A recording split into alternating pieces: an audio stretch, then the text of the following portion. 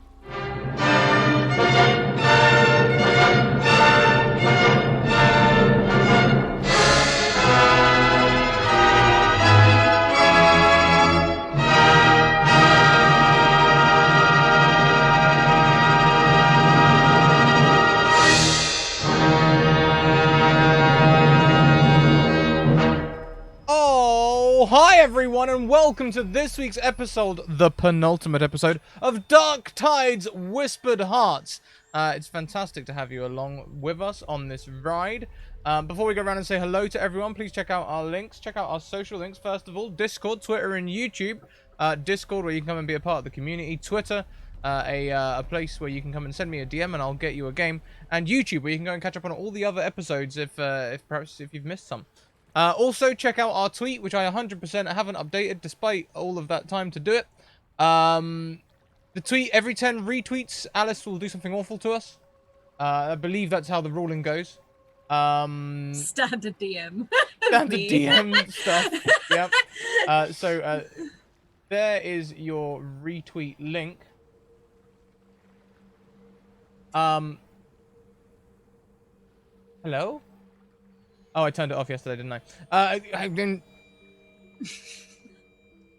We got this as a team. Pro streamer, yep. I didn't realize when you turn off the timer, it also turns off the command. That's annoying. Okay. Should be good now.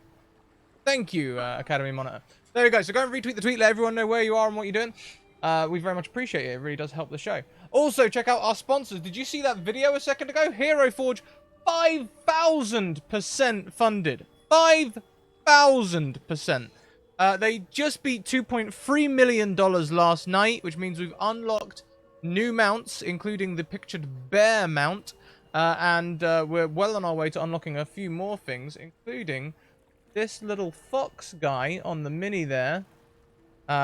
You can see this, the camera's a little blurry. There's a C920 on my wish list if you want to fix that problem for me until then. Until then, you can see this is an amazing little mini. It comes out like a professionally painted mini. The gradienting and stuff on the wings is absolutely phenomenal. My dad was a spray painter for some 30 or 40 years.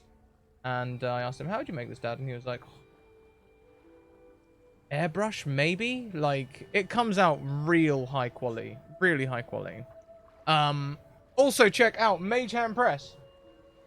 Mage Hand Press, they created Dark Matter, an expansion for 5e that is set in space. It's fully compatible with regular 5e, so it's perfect to create a space campaign or yeet your current campaign into space, should you wish to. With my discount, you get a 15%. Also, check out the Deck of Many. The Deck of Many, who make these wonderful flashcards. These wonderful flashcards. This is the Deck of Many animated moving cards. But you can also get spell reference cards from cantrip through to level 9. And additionally, you can get their Humblewood setting for 5e, which will be featured next season on the Academy as a viewer game. So if you wanna play some Humblewood, send me a DM and I'll get you in a slot for that Humblewood campaign. I'm gonna sneeze. Alice, please take over. Bless you. Hello, everybody. We're gonna head round and say hello to everyone before we get... I panicked. I muted my audio instead of my mic. It was fun to listen to. Thank you. Entertainment at its finest. We will go around and say hello to everybody, starting with the very lovely Tilinia. Oh, hi, Rachel. Oh, hi, everyone. I can't believe this is the second to last episode already. I'm a little bit heartbroken, but I'm sure Alice will make sure that gets infinitely worse by the end of this session. In the best possible way. Yeah, it's been an absolutely wild ride, and I'm so excited to see how and if this is gonna conclude, or whether we're stuck in an infinite time loop and we'll never escape. I don't know, but I'm very excited to find out. I'll be playing Lamorna, who is the tracker or strider of the group. She is very done with everything, to be honest, that's happened.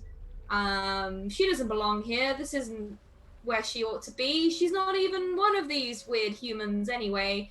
Of course, no one else knows that yet, but we shall see it. Awesome, thank you. Then we're going to hop down and say hi to Matt. Oh, hi. Hello, I'm Matt. So I'm a filmmaker. I'll be playing Wyatt, the American cowboy, in this particular story. And I stream over on Ascension Stories. I do film and video editing, and we play some casual video games, just hanging out, doing community nights, that sort of thing. We play Dungeons and Dragons once a week in 2 different campaigns. Both of them homebrew. One we've been in for over 5 years, and then another is based in Asgard. So, yeah, that's us. That's me. Awesome, wonderful, thank you. Then we're gonna hop over to lovely Jen. Oh hi. I'm excited. Shepard is in this like resigned philosophical mood, which is sort of his comfort zone. So he's bringing his real heart into the game for sure at this point. And yeah, I stream over at Featherfall TT for tabletop on Tuesdays, and I'm just really enjoying this. And I'm equally wondering if we're stuck in an infinite time loop, which would be kind of a cool ending. So we'll see. Awesome, thank you. And you have left yourself with all the NPCs whilst everyone else has That's gone to right. get them answers. This is fine.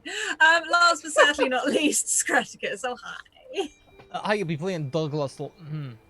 A beef bridie. Aye, there we go. I'll be playing Douglas Lachlan today, and we need to get the heck off this island. Let's not worry about the time loop. Let's get off the island. That's my point of stance. Also, you should check out my wife's wonderful Patreon. Oh, thank you. Yes. One day I will learn to do this. She's a great photographer, and she's gone up to the Bonny Wee Lands of Scotland and done some shoots up there and things. And I think that'll be more to come this year. So go and check it out. Oh my gosh, can I do Scotland again? I need to do Scotland again. Okay. Can I come with you and just carry your bags? Yes, you can carry my bags and shoo the reindeer out the way. That's basically Yes. what Scrat did last time. I'll be your squire. Oh my god, like once you fight. Anyway, I'll get you a coconut. I'll get you a coconut. Oh, now I want a Danish. How dare you, man? Are you not happy with your British? There's a cinnamon roll. It looks like a panorama. I've never had a cinnamon roll. Swirl, whatever that is. So Ignored. You've never had a cinnamon roll? no. Oh. Aren't I don't cinnamon know. rolls basically We Danish? call them cinnamon buns anyway, don't we? We have cinnamon buns, but they're not like that. Ah.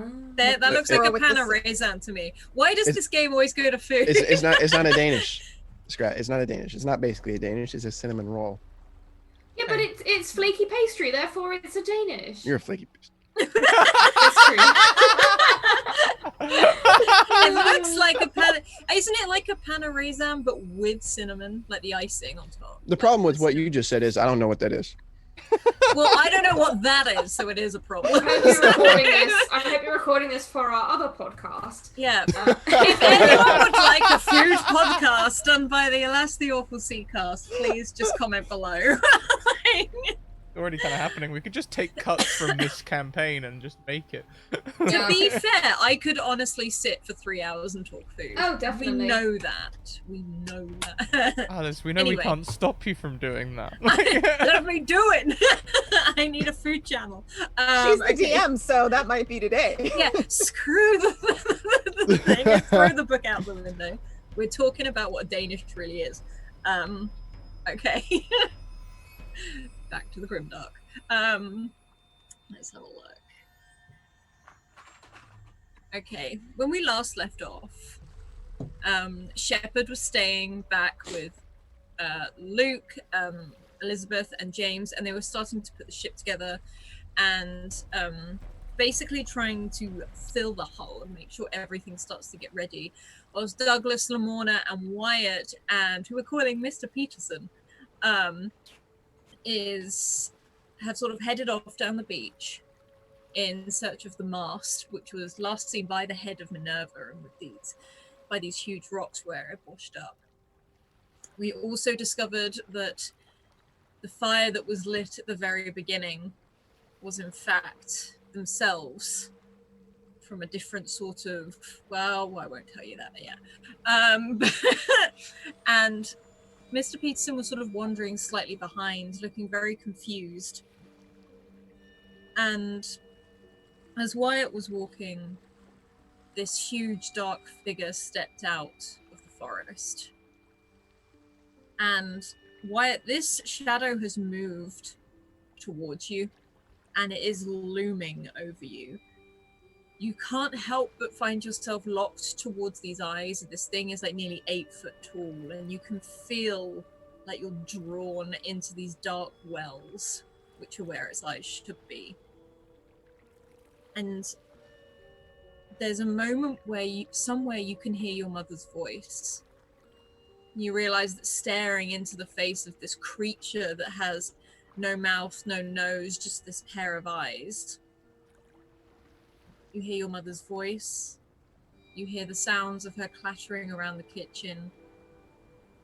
You can hear what the morning sounds like where you grew up. You can hear the horses. You can hear the ranch. And at that point, this Mr. Peterson's sort of jumped in between both of you, sort of holding his hands out almost like in a defensive stance. His face sort of drops as there's a realization that washes over him. And there's a moment where you both look at each other, and there's sort of a pang is the only way to sort of describe it. And he turns back to this creature, and you see his lips move as if he's muttering something. And he reaches for the hagstone, sort of like as he pulls it out, and he snaps it in half. And as this happens, you watch him drop and crumple to the floor. Mr. Peterson does?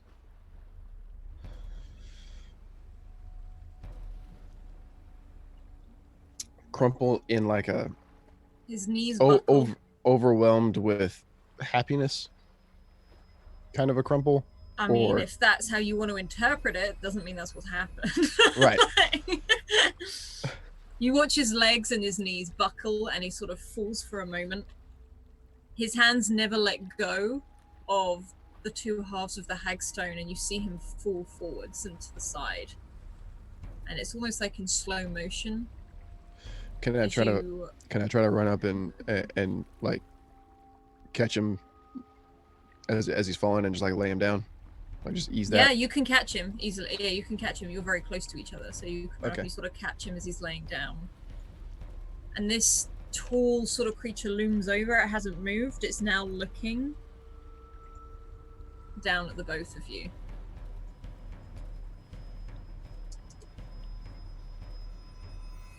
What do you want? Why are you here? And this creature's making a sound, and it sounds like the voice of the man you're currently holding. And it's repeating it over and over again. And it's what this man had just said. And it's like it's repeating it to store it, to remember it. But it's very muffled. It's very difficult to actually make any sense of it.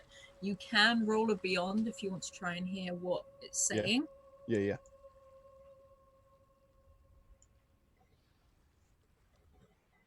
And beyond. Oof, yeah. You are holding this man in your arms, and he's sort of face down. You can see the two bits of the hagstone clenched in his hands.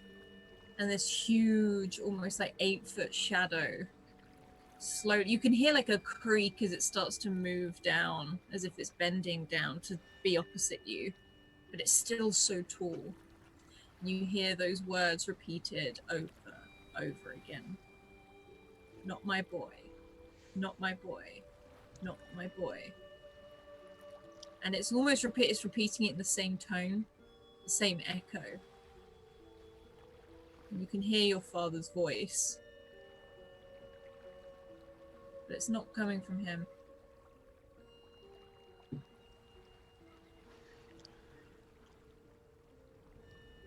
Okay.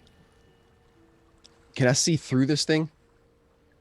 Is it like a is it like a smoke monster kind of thing, it's not like or a full shadow. It's more like it's like a patch of darkness where there's just no light there. You can see like almost like outlines if you're looking through the dark to behind it, so you can see the outlines. But it's not like a window, sort of like a clear window. is it physically threatening? Do I feel physically threatened by this thing? Like is it trying to? Does it look like it's about to chase me or eat me or? You feel like when it first approached, you felt threatened, and it's almost as if it's fully fallen away and it's focusing on the man you are holding. All right. Well, I'm gonna reach into. I'm gonna scoot, just kind of flick away Mr. Peterson's coat from his side. I'm gonna draw his and my pistol. And I'm just. Could you roll a brawn, please? Yeah. Yeah. On a 10, you just start clicking and firing as this happens and these gunshots go off. There's almost like this whirlwind as this shadow sort of whips itself up and a crow appears as it sort of takes off, and you hear that caw as it disappears up into the sky. Okay. I've learned how to shoot crow before. I'll try to shoot this crow. Roll another brawn for me. Okay. V's knees. I'm gonna use that advantage. Go for it. Yes. You fire. There's one of the you see you have one last shot loaded. You've got more bullets, but you got one last shot loaded, and you set off and you fire. And just out of the sky, you hear that caw as it drops. And this winged sort of creature you see land, hit this sort of patch of sand in front of you, and its head tilted to the side, its wings out, as it starts to almost like, for a moment you think it's like it's evaporating, like the smoke as it starts to disintegrate. And I will say that Douglas and Lamorna, you were much further ahead, but you definitely heard a load of gunshots go off. Oh, shit. Are we still on the boat, or? No, you ahead. went down the beach. Hey. So seeing that the crow's down, I'm going to check in on Mr. Peterson. Okay. Is he out? Like, what's? You can roll him over, and you can definitely see his chest going up and down, but it's very, very slow. His eyes are open, and they've sort of rolled back into his head. Okay. But he's definitely light breathing. I'm going to reach underneath my shirt, and I'm going to take the hagstone I have around a necklace and put it around his neck. Okay. And I'm going to look to see if the others are coming up. Would Douglas and Lamorna come? Yeah, when we heard the gunshots, I imagine we would have just turned and run, right? Yeah, I think so. I think we would have gone to see what was happening.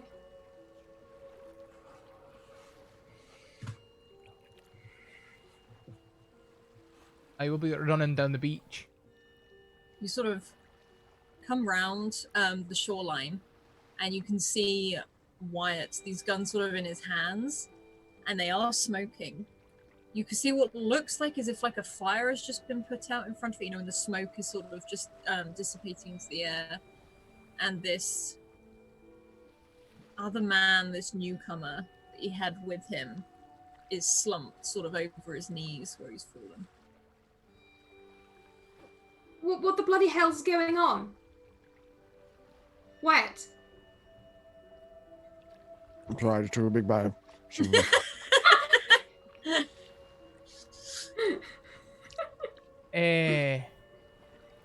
I just had a sh- terrible thought. Some kind of shadow, something came out and attacked us. I don't know. He came over and I think he might have saved me.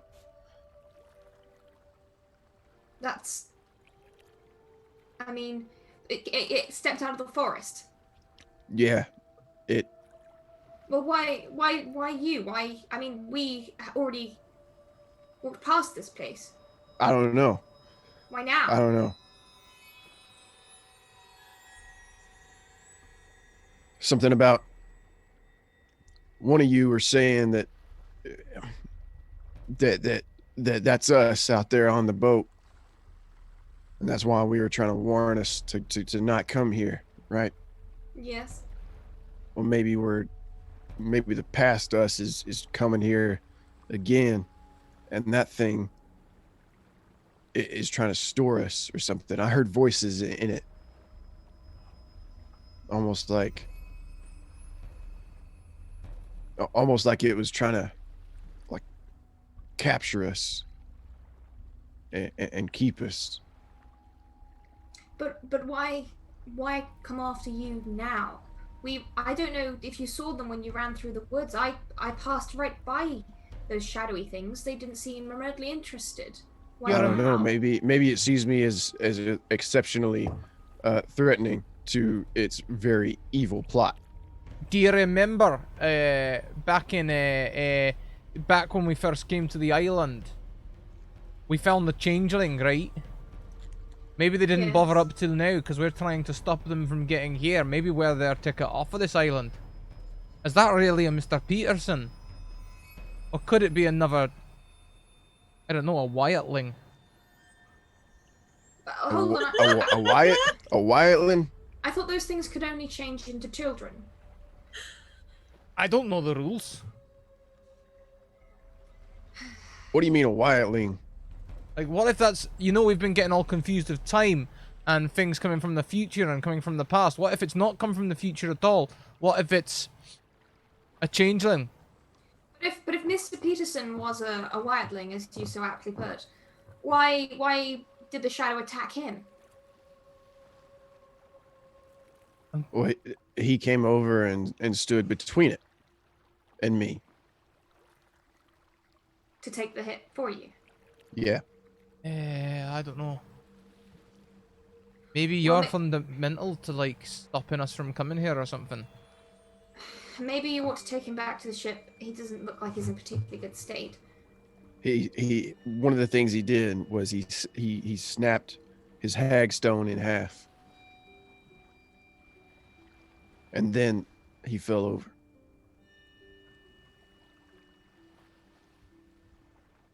That's odd.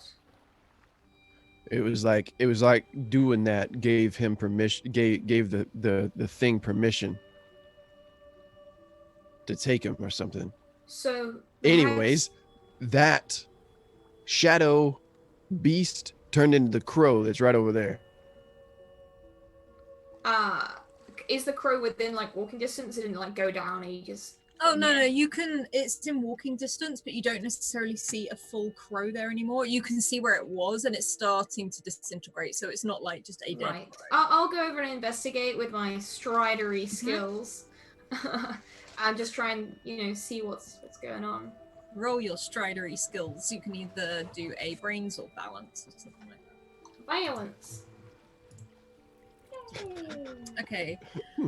On an 11, how are you looking at this thing? How are you looking at it? I think she probably takes just a stick of driftwood or whatever lying nearby. Like, yeah, poke the thing, turn it over, have a look at the corpse. Yeah, poke it with the stick. I don't know if I want to touch it yet. it's you've got it like with a stick, and as you're sort of moving it, and you can flip it sort of up. You can see it almost like it's turning to dust and smoke. and you can see the smoke rising from it. And as you touch it, you see how fragile it is. As it's like it falls apart. This is like it is. The best way to describe it is like it is aged. Where does the smoke go? Does it just dissipate into the atmosphere? It seems to just disappear into the air itself. And I will say, when you withdraw the stick, you can see embers at the end of the stick. And the smoke itself doesn't have the same similar consistency as the shadowy figures themselves. No.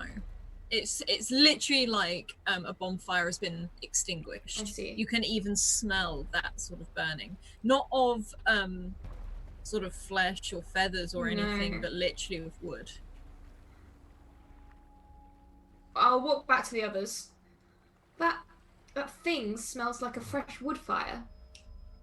Maybe these creatures are more connected to the woods than we thought. A fresh wood fire. Like Yes. like a hearth or like. No, like a bonfire, like an outdoor wood fire.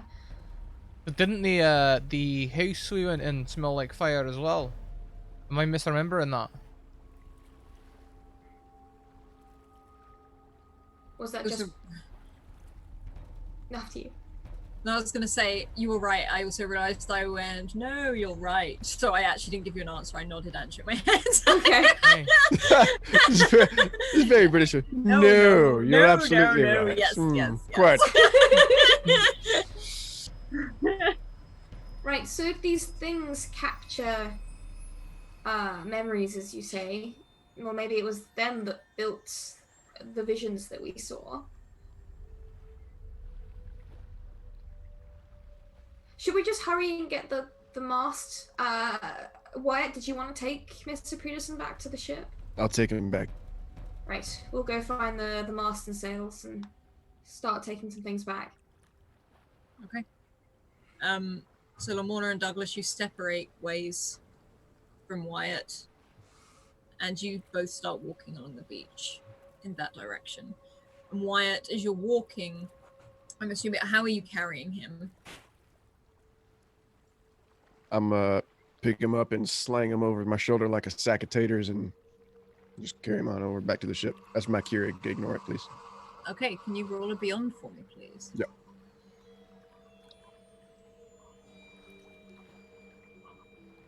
There's a moment where you're carrying him, you feel like your hair is wet. Your hair is wet, you feel cold. And it's like you hear your own voice in your head. And you hear almost like a memory of that hagstone snapping when you snapped it. And you hear your voice panicked. I can't swim. I can't swim. As you walk along the beach, and you can see the ship where Shepard, you can see Luke moving, walking along around the hull. Yeah. Do I am I like close to the water? You are close to the water. You can be close to the water, yeah. Okay, I'm gonna try some breathing exercises. Just I'm not in the water. I am not trying to swim. I can't swim, but I'm not trying to right now. I'm just going to breathe some air and not water. And you can sort of steady your breath again. And you feel like that, almost like that dampness starts to leave you as that starts to happen. And you can feel the way you're carrying him over your shoulder, you feel that hagstone sort of hit the back of just like the upper part of your back. And as you approach the ship, his voice comes into your head. Again, not as if he's talking to you, but it's just like, you don't understand. My boy can't swim. And it goes very, very quiet. And you feel very much yourself again. And you can see Shepard in the distance with Luke, James, and Elizabeth. and the dog, which is practically doing circles around the ship. I'm gonna just mutter to him, I know he can't swim. That's why we're going to the boat. And you keep trudging through that sand. Shepherd, what would you be doing whilst you are on this ship? You've got Luke sort of half shouting orders to James. James seems to be following them very, very quickly. He's doing exactly as he's told. He's running around. You see him with his little sort of wiry arms carrying these planks of wood as he gets ordered around. The dog is half chasing him as he goes, and you can really feel just that sea breeze. It's almost like the breeze itself has picked up. You can smell the salt. It's the best way to describe it. It feels more real than ever. And up on deck, you can see Elizabeth looking down at all the work being done, and she's been given this job by Luke again, but with like to sort the fixtures on the lamps and everything like that. And you can see her every now and then pause, look out to the ocean, and if she thinks she's being seen, she quickly goes back to working. If they're doing a good enough job and they don't need my supervision, I'll go up and talk to her. Okay. You can climb up the side easily. You climb from the ships, and it's slightly tipped. The ship is not fully over, but it's not. It's wonky basically. Yeah. You use the ropes to climb up the side, and she hears you come up and spins around very, very quickly. She's, I'm just fixing the lamps. What you looking at? The ship. Is it getting closer? And she looks back out. I can't tell. I'll take a... Sorry. It's so far away, but that it's really close at the same time. I can't tell if it's the clouds that are moving or if it's the ship itself. Like it's a different distance every time you see it? She nods slowly. She looks confused, but you can see worry on her face. What would it mean for you if the ship got here? Do you know? And there's sort of a look of confusion.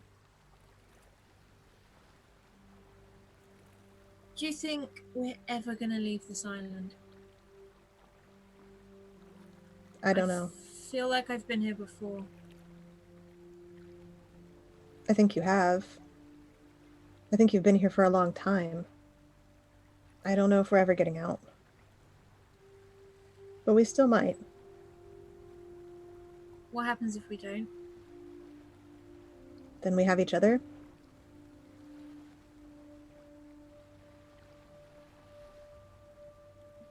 And she looks as if she's trying to say something. And she takes sort of a gulp. Will I have to live somewhere else on the island? Then the ship? And she nods. I won't let them send you away. I'll keep you close. If you want.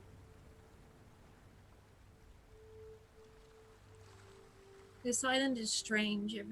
I still hear my parents. I can hear, and she looks out at the sea, but you can tell she's listening rather than observing. I can hear my mother still sing that song. I don't know its name, but I can hear it. What are the words to the song? It's about the open sea. And how it's a beautiful thing, but it is wild, open.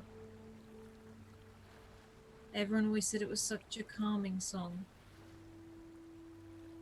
But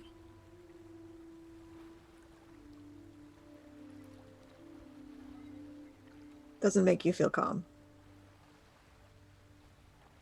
shakes her head. Why not? The ocean is a scary how I ended up here. She is beautiful and terrible at the same time, and you are wise to know that. If we are stuck here, I will help you search for your parents as long as you want to search. I don't know if they're here, but I won't let them send you away. You won't be alone. I've heard people talking about where you first found me, and I don't remember that. But they were talking about it. And I think that means it's my fault. It's not your fault. It's not your fault. Even if somehow you being on the ship caused something, it's not your fault. Whichever you that was didn't even want to go on the ship to begin with. It's not your fault. And she turns back and looks to the sea again. I've been watching the sea. And I've watched it for a long time whilst I've been on this island. And I know the ship's far away. Too far to swim. But once a week, sometimes twice, when the moon's full in the sky, the tide goes right out to that patch of rocks over there. And she points.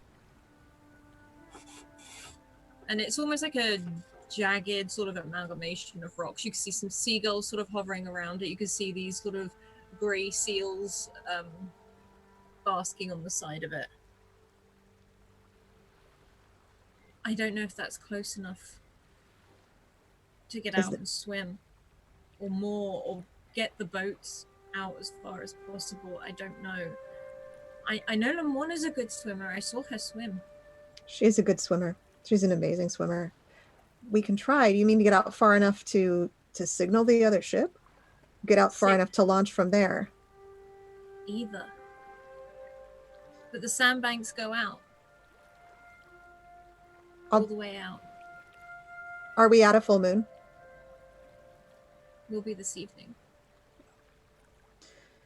All right. This If the evening and tides go out. tomorrow. If the tides go out, then we'll send a few people out to the rocks. It sounds like a smart idea. I'm nervous of the forest. Me too.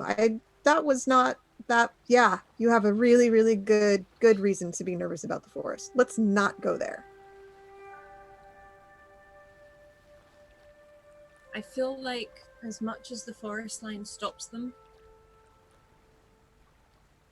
I think they are waiting for something, and I don't know what. You think they might leave the forest and come after us? She looks down almost a little bit ashamed at first of like, maybe it's like a silly kid story or something, but she does nod. What gives you that sense? Well, they're all just waiting there. And she sort of looks back at the forest. They just wait. They gotta be waiting for something. True. Then we have to get this ship fixed and get out of here as quickly as we can. That's what we're going to do. If they come after us, we'll go out to sea. And there's that slow nod again. And he'll point to the hagstone around her neck and say, and you have this. You're protected. And we will protect you.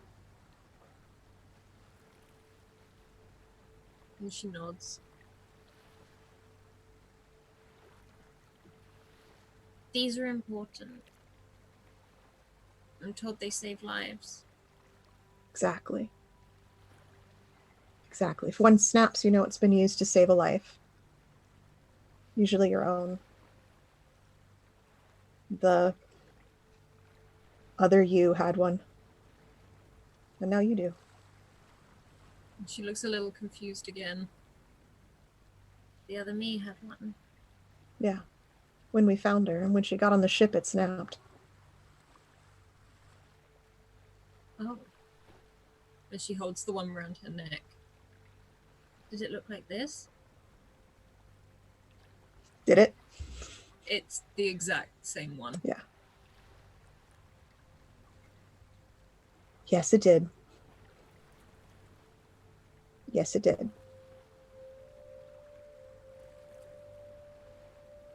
Okay.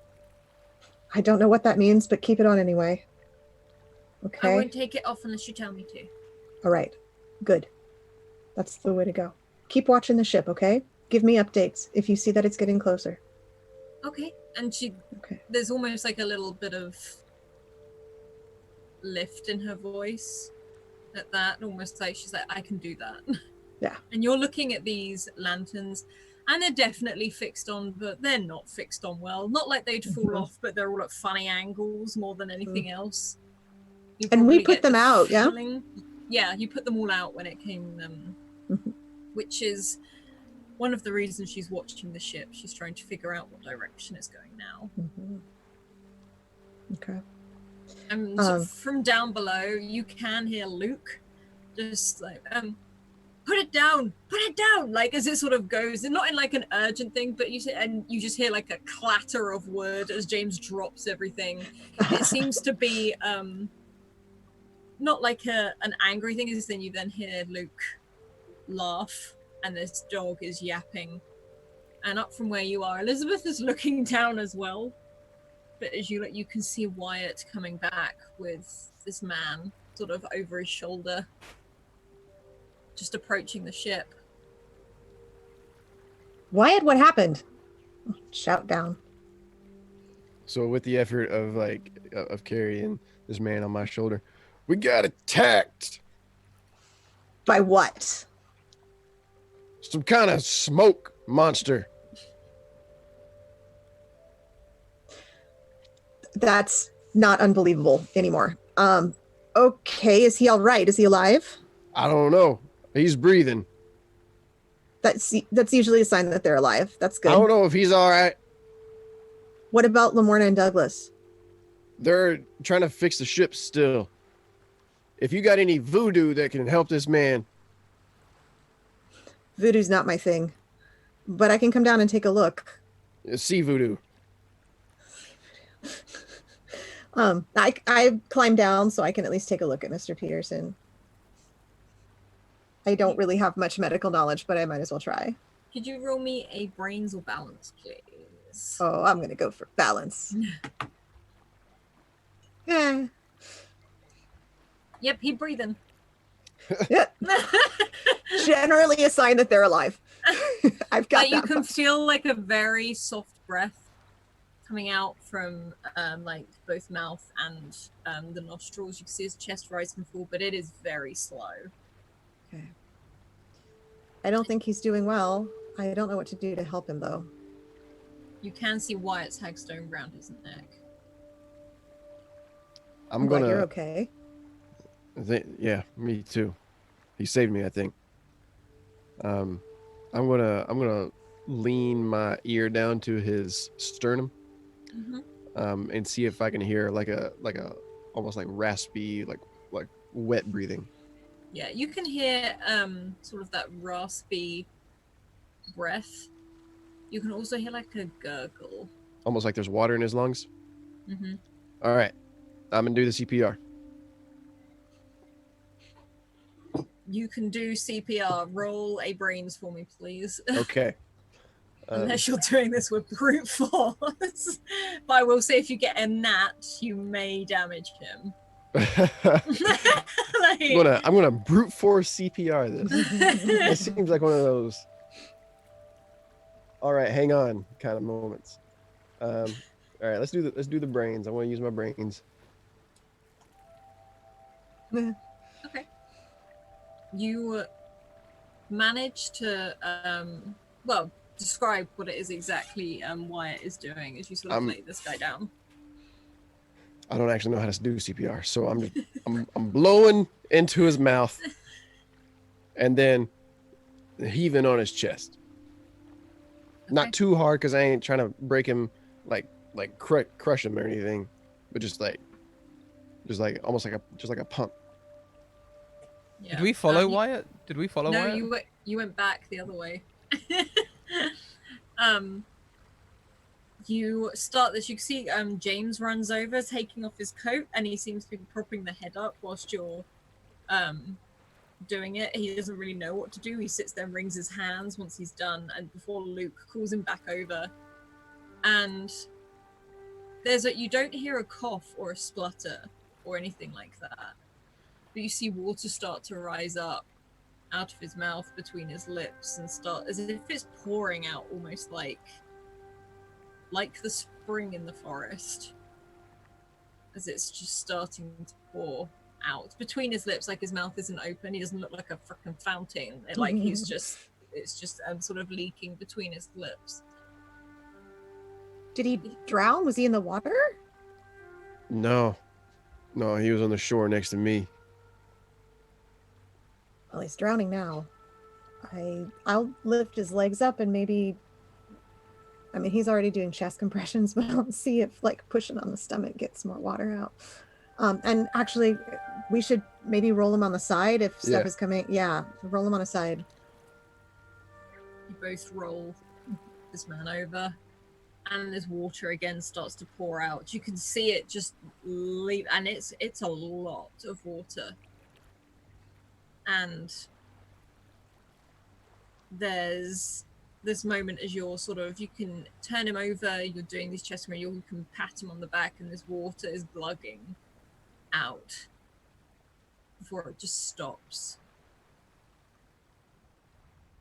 And we're going to hop over to Douglas and Lamorna, and the both of you are walking up the beach, and the sand is getting deeper and deeper. It's more that it's just soft sand, so it's more difficult to trudge through.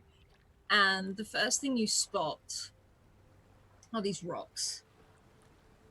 And this huge, half sort of buried in the sand, head of Minerva. Sort of where the ringlets have been carved into the side of this wood. You can see what looks like barnacles are sort of stuck all the way across one side of the face. There is some seaweed draped over the eyes, but you can see it, and you can see poking out from behind, which you could guess is behind another set of rocks, is the mast. Well, I suppose we ought to head over there and see how easy it's going to be to dislodge. Can't hear you, Scrap. The same size as the one from the ship. This looks like the one that belongs to your ship. Aye, I'm sure between the two of us we can get it up in no time. I will, I guess, kind of hop over the rocks to see the state of the mast on the other side. You look over, and the base of it looks awful. It looks like you'd have to somehow saw the bottom off. It would make a shorter mast, not massively so, but to reattach, you would definitely need to saw the bottom half off to flatten it out to get it secured again. But it doesn't look damaged beyond repair. I mean, whatever we do, we're going to need a mast, even if we have to rebuild it, start from scratch. We'll have a nice, appropriately sized shaped piece of wood. Just won't quite be how it used to be. You can also see attached to it still are some sails, which look very crumpled up, but there's huge holes in them where the storm must have just sort of taken them apart. I think Lamorna will probably assume that any self-respectable ship will have sailcloth for repairs in the hold somewhere. But bringing back the base sails to patch up might still be worth doing if we need extra fabric. She doesn't know a whole lot about fixing up or building boats herself, but figures, more materials can't be a bad thing. So if we cut off the bottom here, it'll make it a wee bit lighter. But perhaps we don't have any tools here. I think they're all still back at the ship. That's true. All right. I suggest maybe we just see if we can drag it between the pair of us. See if we can lift it before we try dragging it. Fair. Don't want to damage it any further on the rocks. You're right, you're right. Alright, do you want to take the front? I'll take the back. You know, honestly, this might be a 4-man job, but we'll give it a go. Well, never mind. Yes, let's try that. We can And, manage it between. Just see how difficult, how impossible it is for the two of us to try and just move. Could you both roll brawn for me, please? Oh no, I'm gonna use an advantage. Okay. There's Douglas, you managed to sort of get a firm grip on one end of it, and you can just about lift it. However, Lamorna, when you grip it, this just splinters fill your hands, and you realize like it's that sting as you drop it. And Douglas, not causing you to drop it, you can still hold up your end, but you're guessing that probably to get it back, you're going to need to use some rope to drag it into the sand at most, because where the whole bottom half is so splintered, you're not going to get a good grip on it. I mean, that sounds like the best thing to do for me.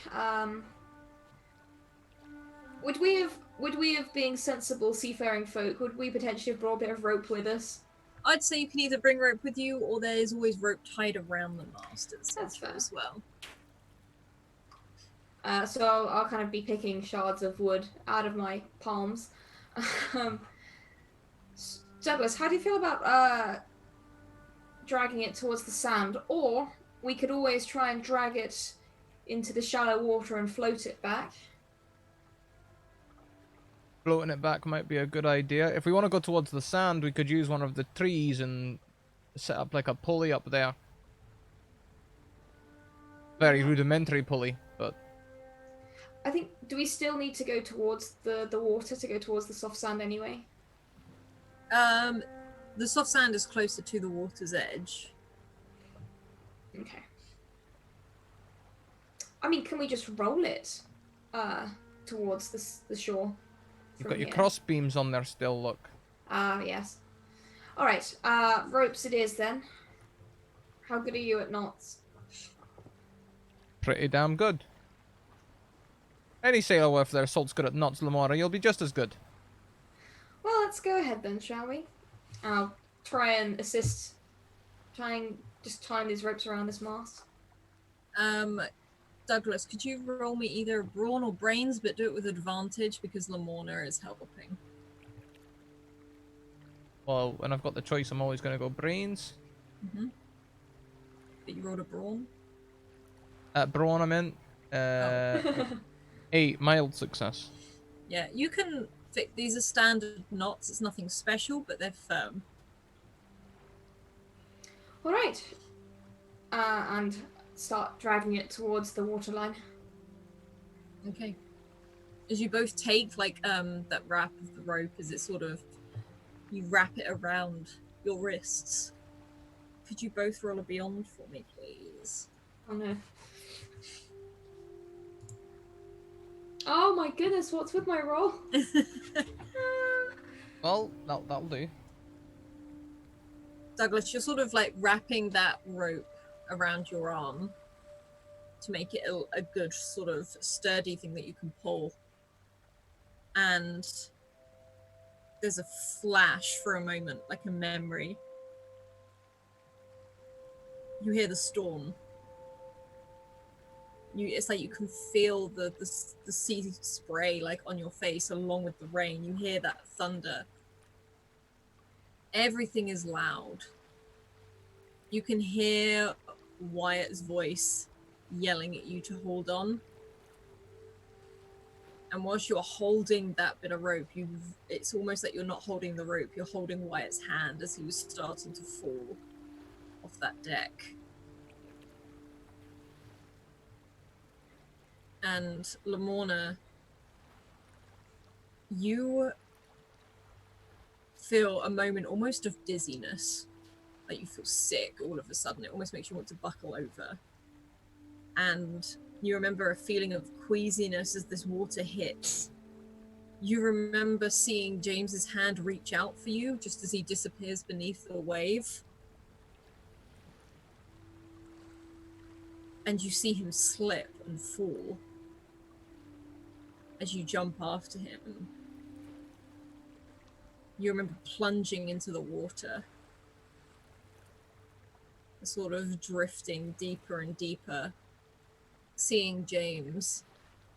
And something else this time, as that head of Minerva falls, you see it strike him as it goes down. The head of Minerva strikes James. And that's not what happened the first time.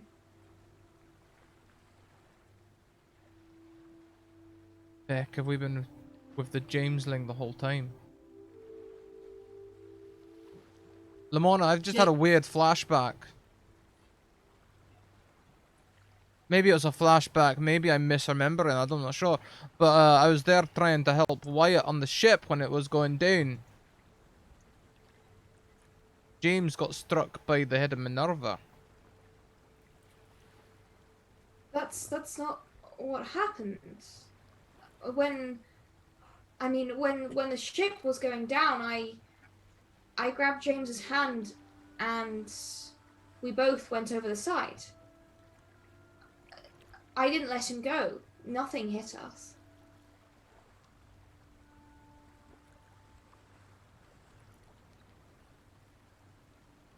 I don't know why. Perhaps it wasn't a flashback, perhaps it was a flash forward, Adora. Flash across. Different version of events, you mean? Don't really know. I remember seeing the head of Minerva plunge past us when we hit the water, but it didn't hit us. It was feet away. I don't know. Let's just get this mast into the water. Yeah. Brush it off, Renee. And carry on towards the water's edge and the soft sand. You head down to the water's edge, and as you sort of break into that water, into those waves, this mast bobs up and down for a moment, but it's so much easier. You feel the weight go as you manage to sort of drag it through the shallows. Like the water, to make it float, it sort of goes up to your waist, but you can drag it and move it through. Pausing to look back, and you see the head of Minerva sort of staring after you. Let's make sure she stays there, Douglas.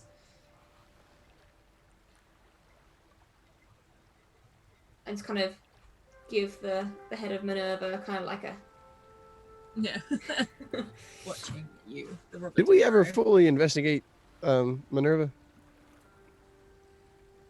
I feel right now that she is way spookier now than she was at the very beginning. Guess we'll find out.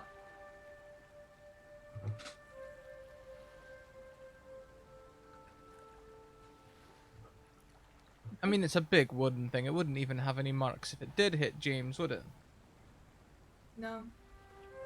Even in the water like that, it wouldn't even get bloodstains, so there's no point checking it over. No, besides, James is fine, and we know that that's the right James. The other one, was it Shepard who was there who told us that the other changeling James kind of melted? As soon as it hit the deck, it sort of turned into sand. Aye, do we trust it to stay stand? Well, I've been with that James. I was with him since the ship went down, and he's always been with one of us. Right? Except when we sent him to collect firewood. You remember, we were all being busy and we just wanted to keep him busy too, so we got him to collect the whole bunch. This is why I said he should have just relaxed and had a lie down, but no, everyone wanted to give him jobs. The lad, keep him busy. He just gone through a traumatic experience. Exactly. Keep him busy. But your mind is most likely to kind of deep dive into things if you're doing a menial task like picking up wood. It's not like you set him, I don't know, a research project on ducks or something. I don't know. He didn't act like the changeling James did. No, you're right. I don't know. I think we just need to get this mask back, and then we can see if he's all right. You don't. We have to make sure James also keeps a hagstone on him. I'm starting to wonder whether they're protecting us from things that might have happened or could happen. I think I gave Like with Mr. Peterson. my hackstone away, you know. Well, Scrat trying to remember here. Did I give it away to the little girl or? No, I think Shepard gave theirs to Elizabeth. You still have yours. Yeah, because You know when what we James could came do? back, he had one. So yeah. We could just all destroy the hagstones and just Campaign over. I see what happens. turned down for what? Okay, we've gone down for witchcraft. Do. maybe we should do some beach combing, see if we can find some more. The paranoia must have all the hagstones. Just start chipping holes in random stones off the beach. I don't think it counts if you make them yourself somehow. Alright, let's just get this mask back. And... Has anyone tried looking through the hagstones? Because I've definitely heard stories of being able to see things through stones that have natural holes in them. Go on then. Anyway, that's just another story. Oh, I mean, I suppose I could try while we're walking. I'll take my hagstone and just like look through it as if it's a looking glass. You just see the island. You see the ship out in the distance. You Well, see the sea. Unless all of this is already some kind of, well, actually no, we've already basically established this whole place is some supernatural phenomenon, so this wouldn't help anyway. Ignore it. Let's just get this thing back. Aye. And you wade through these waters. You do notice that the tide itself is a little bit lower. Not significantly so at the moment, but the tide has definitely gone out a little bit because you have to walk a little further down the beach to get into the water. And you head along the shoreline. You can see the ship in sight. You see Wyatt and Shepard sort of crouched over Mr. Peterson. You can see Luke and James rushing about, and the ship looks so much better than it did before. And this water is cold against the side of your legs as the waves sort of lap up against them. I think that's where we'll take our break before diving into the next bit. Aye. Well. Alright, everyone, we'll be back after a short break.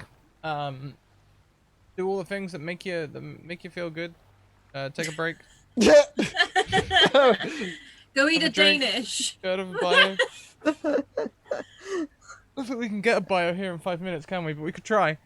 Wait, a Danish here in 5 minutes. I can use words. Danish would be nice. Wow. We'll see you in 5 minutes, everyone. It was fantastic. So good. Haha. You answered to it being a Danish. Haha. Yes! We win. Hey! Oh, it was a cinnamon roll. I And was we just trying win. to be- We I win. was trying to be friendly. No, No, you don't no. win. No. Oh dear.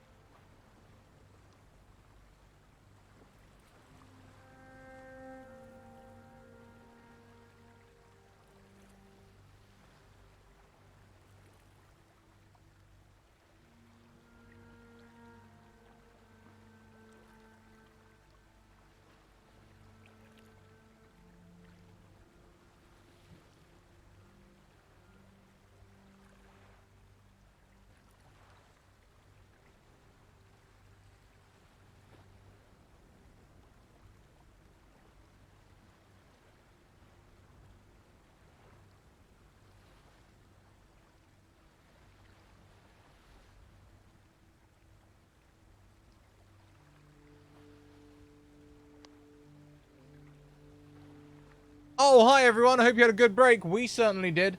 I'd eat both. Well, they're the same thing.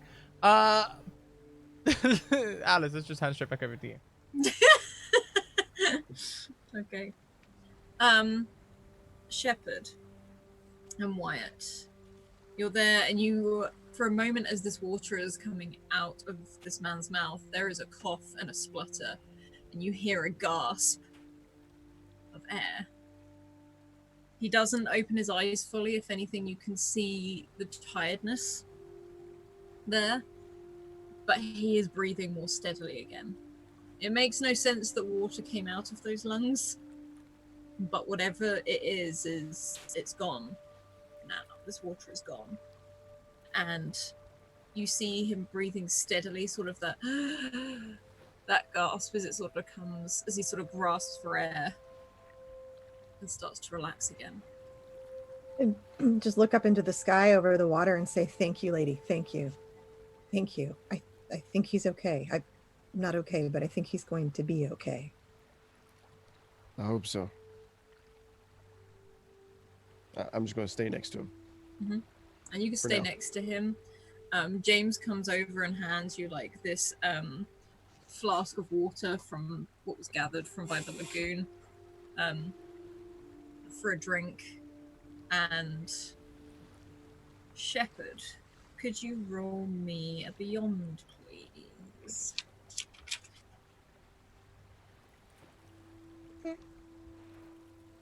Okay. You're still knelt down by where Wyatt is, and you see James come over and give him a drink before hurrying back over to Luke. And as you watch him go back around the corner of the ship, you see just the edge of someone disappearing around the side. Someone as if they were walking.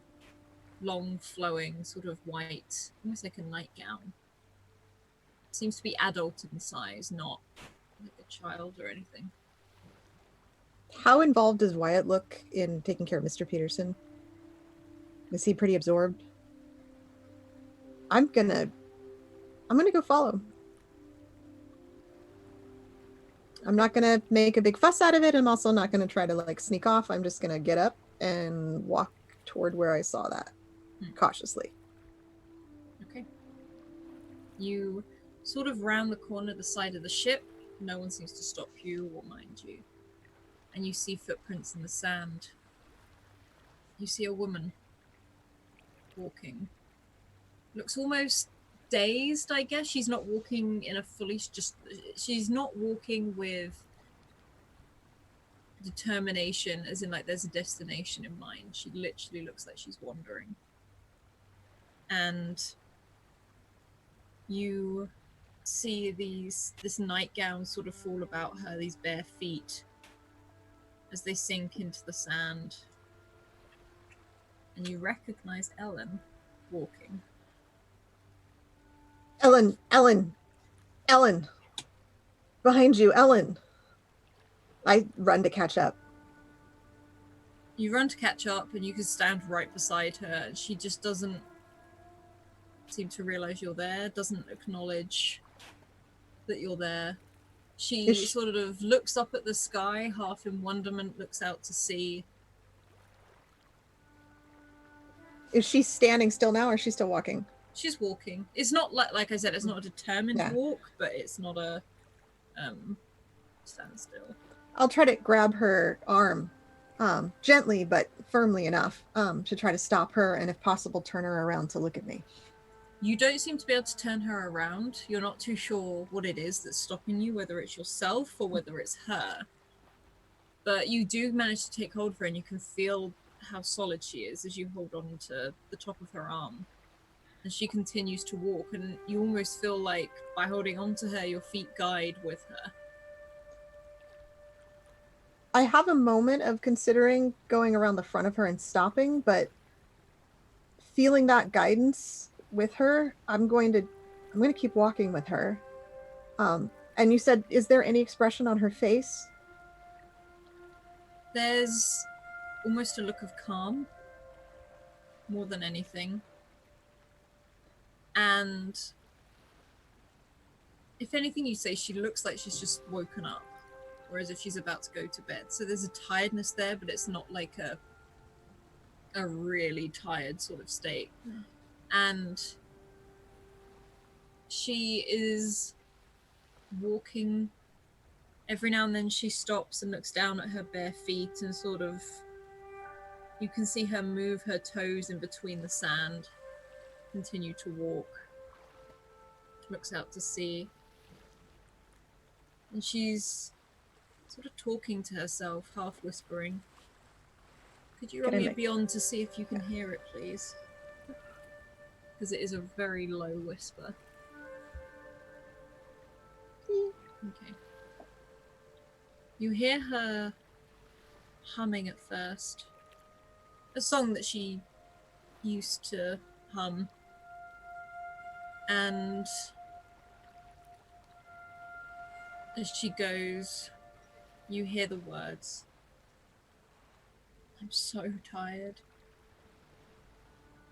Just so tired. It's cold. My chest hurts. And then you hear just a like a cough as she keeps walking, but she smiles as she stops and feels the sand again. And then she actually almost breaks away from you, but just because she's kneeling down to the sand. And you see her put sort of kneel down and push her fingers through the sand as if she's trying to grip it and feel it. If there's a moment, I'm going to take my coat off and put it on her, and rub her back and just say, Ellen, it's Brandon. I'm here. I'm here. It's Brandon. Ellen. Does my coat go on her? The coat does go on her. Okay. The coat goes on her, and you see her for a moment sort of shrug her shoulders as if she's taking it on her shoulders. And you see her smile. The sand is so warm as she sort of holds it up, and the sand just runs like sort of waterfalls through her fingers. And she kneels there for a moment before sitting back on her heels. And she looks out to the sea. I miss him. But this is probably for the best. I'm here. I'm right here. I'm right here.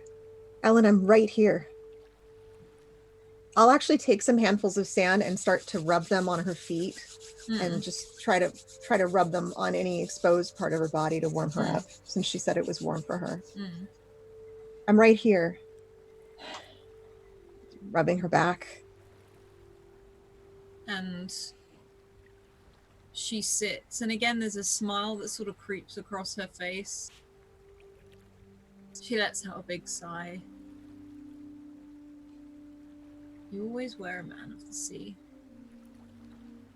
And as she says that, you see her eyes sort of look out to the ocean, almost exactly to where the ship is. And there's that sigh again. And your coat falls away as she disappears. And left, you do see the handprints in the sand, the movement, the footprints past. I'll put my hand in the handprints and just say, I'm so sorry that I had to leave you. I'm so sorry. I'm sorry, Ellen. And I'll take a moment and then put my coat back on. Scan around me to make sure that there's nothing else. And if there is nothing else, I'll go back to Wyatt, Mr. Peterson. You sit there for a moment, almost in the sand, almost exactly where she sat. And it's almost like for a moment you feel that person there. You feel Ellen is there. And you turn and look for a moment out to the sea where she was looking. In her exact eye line, there is a lady in white robes, stood in the water, hand held out, before she seems to disappear beneath the water's surface. A different lady, not Ellen. It's not Ellen. The one you've seen before. Would I recognize her as the Star of the Sea? Yes. I'll just sit and watch for a while. The Star of the Sea. And you watch this woman with her hand held out. And she stands there for a while, and for a moment you think it's for you. But then almost as if in a glimpse of a moment you see Ellen take it. And they both walk into the sea with each other and disappear beneath the waves.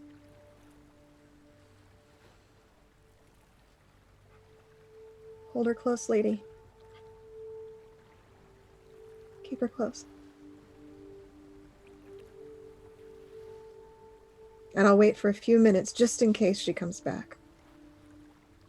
You stay there for a while, and nothing comes back. It's almost as if the sea was as steady as you first saw it.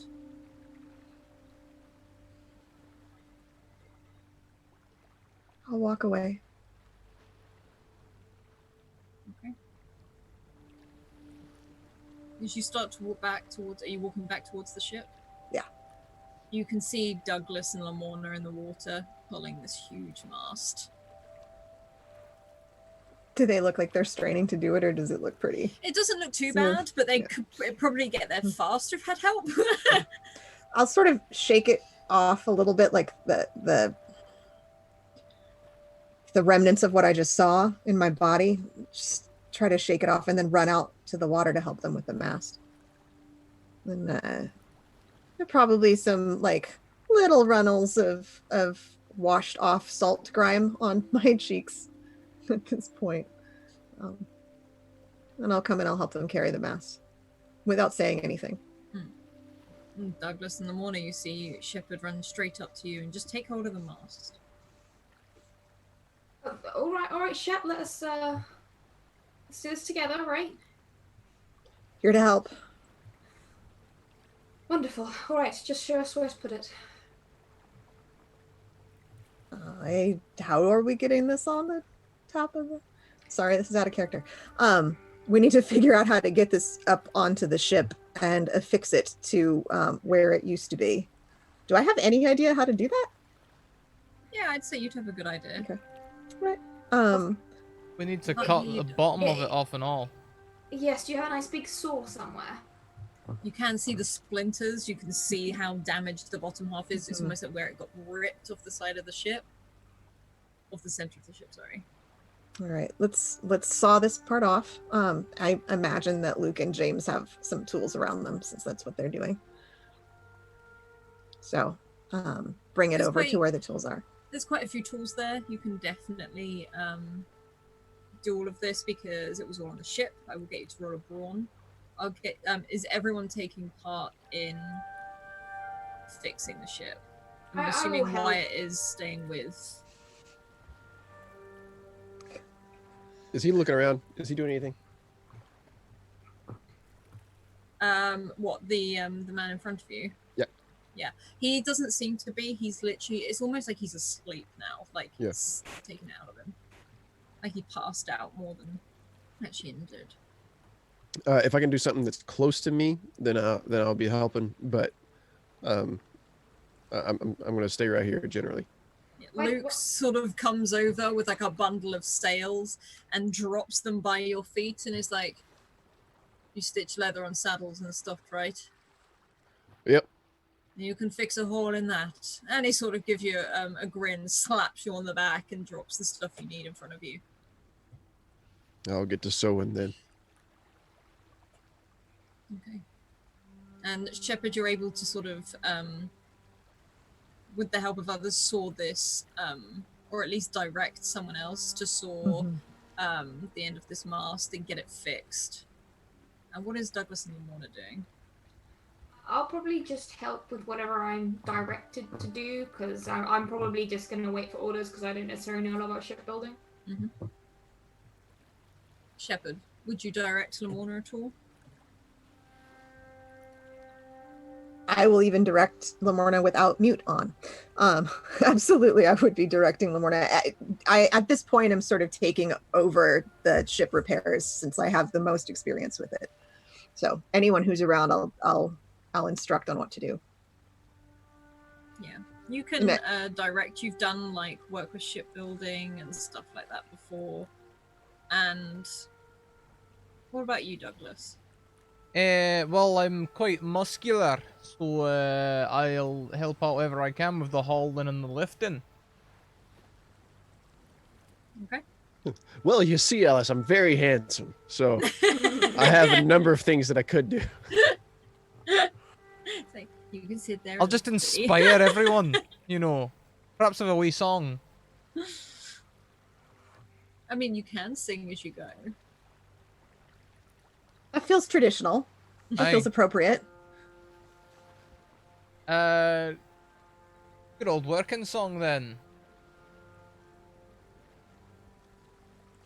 And you spend the rest of today as it starts to get dark, fixing these sails, fixing the mast, fixing the hull, getting everything righted, effectively.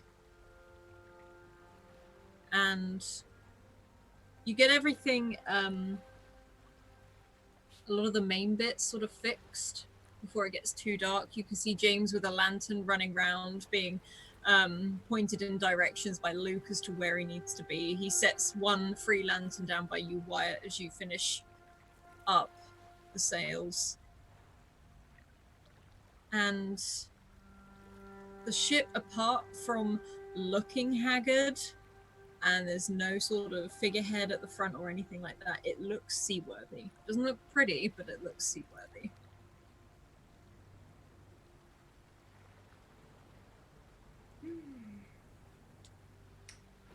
I say we get this out to sea as quickly as we can. Right. The tide's going out, so I suggest we move quickly. Elizabeth, She sort of comes and runs over the edge and hangs over. Yes? show them where the tide is going to go out tonight. Show them how far it is. Okay. And she sort of like runs back, and you see that flash of her coming down the side of the ship. And if anything, she runs straight to Lamorna to point out to Lamorna as this huge full moon sort of hangs in the sky. And you can see where the tide's going out, there's a channel being formed. You know that that water will drain very quickly, and you don't have a lot of time to get it out, but it is a possibility to get it in that channel and almost go out with the tide. Right. So how are we going to move this thing? Are we going to get some logs to roll it on, or? That's a good idea that I hadn't considered that particular problem yet. I'm sure you suggested it to me in the past. Yeah, I had totally thought of that already. What about the tide comes back in? Would it not be easier to just push it out then? We'd have to wait for another day or two. At least hours. Do we want to try to get it now? What's the harm? If we can move quickly, then the ebbing tide will help pull us out. Alright. Logs we need then. I can go and get them, I suppose. One at a time at least. And we I'll shouldn't send need- Luke with you. We shouldn't need too many. This ship isn't huge. 3 or 4. Keep a rotation going. I'll come and help. Yeah, me too. Honestly, the more we get, the better. Because once this thing starts getting some momentum going, there won't be no stopping it. And we don't want it to go running a beach in itself. No, you're right. All right, how many axes do we have? I'm sure we have axes, yes. Yeah, there's a few. Yeah. There's not a lot. There's probably maybe 2 on board. Otherwise, a lot of stuff did fall off the side of the ship when it went down. We can axe a few and saw some others. I would like to point out that in order to obtain logs, we have to go into the forest. Can't we just cut down the ones right at the edge? Aye, it'll take more time though. Yeah, right at the edge is fine, but that's still in the forest. How thick of a log you need? Well, you want them all to be the same size, really. Yeah, they need to be strong enough as well. Okay, so you're talking like a lumber camp operation here. This is what I'm saying. It's going to take time. Would it not be worth waiting the 6 to 8 hours for the tide to come back in? Well, we might as well go get the logs now anyway. Either we do it on time or we get back and it's not on time and we I wait. suppose, yes. Is the ship on the horizon still heading our way? It seems to be as like it's stopped rather than actual. It Ah. doesn't seem to be going away. It doesn't seem to be going closer. It's literally just stopped. What are we doing about that? Are we just ignoring it and getting off of this island? Or are we going to try and cross paths with ourselves? I don't think we have much control over that at this point. It worries me that the one time that two people who are very suspiciously similar have crossed paths to a point that they've been in each other's company, one of those things came out from the woods to interfere. I don't know. What do you mean? Well, it struck me when we were on our way back that creature, the shadow, it didn't leave the woods until you and other Mr. Peterson had been interacting a lot and walking together.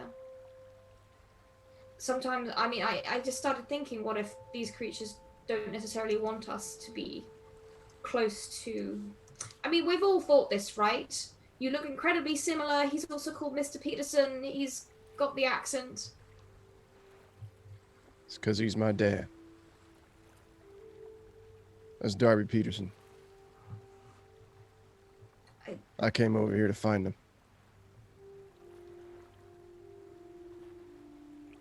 Right. I don't know what he's doing on this island. He don't seem to know what he's doing either. He was looking for his son, right? But he doesn't know you. Is Yes, the son he's looking for a lot younger? He's got another boy. I'm trying to get him back to him, so he don't leave him like he left me.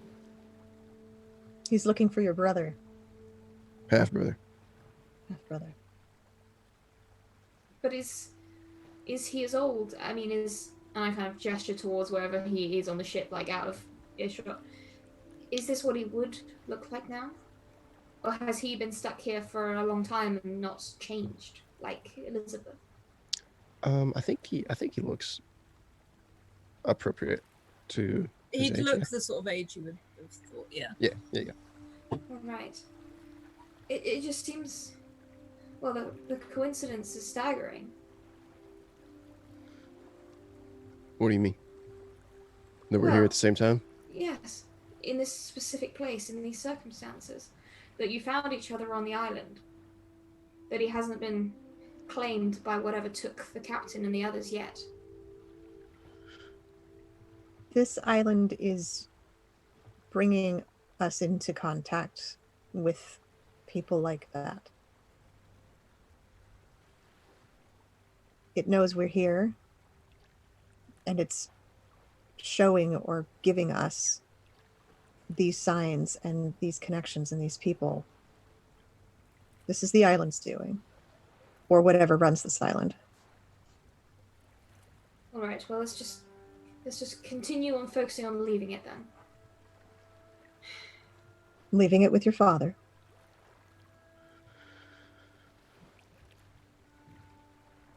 Yeah. Okay. Well, it seems like a Do you think- no-brainer to me. If he's family, let's just save him. Yeah, of course. Of course. Right. Logs. We might as well start now. Shepard's right. I don't think my hatchet's going to be any use to you. You could maybe shoot them down. Shoot trees down? Man, if I was given like a machine gun, just like mow some trees down. Get it done in no time. All good. Alice, I would like to requisition a mounted machine gun to the side of this boat. Or a I Gatling mean, gun in for the this tiny period. late 1800s, this sort of thing was technically in the works, but not on a boat. Just like and the not for the purpose of felling lumber. just like the last samurai, these trees down. I'll probably head off with with Douglas and just start working on this. Guess what we So- can do. Who's going to get logs, and is there anyone staying behind? I will stay on the boat. Mm-hmm. It's very secretly and privately. Wyatt is thinking, we ain't gonna get no logs on it ready in time. It's gonna be the tide that takes us. But he didn't say nothing because he don't want to be discouraged.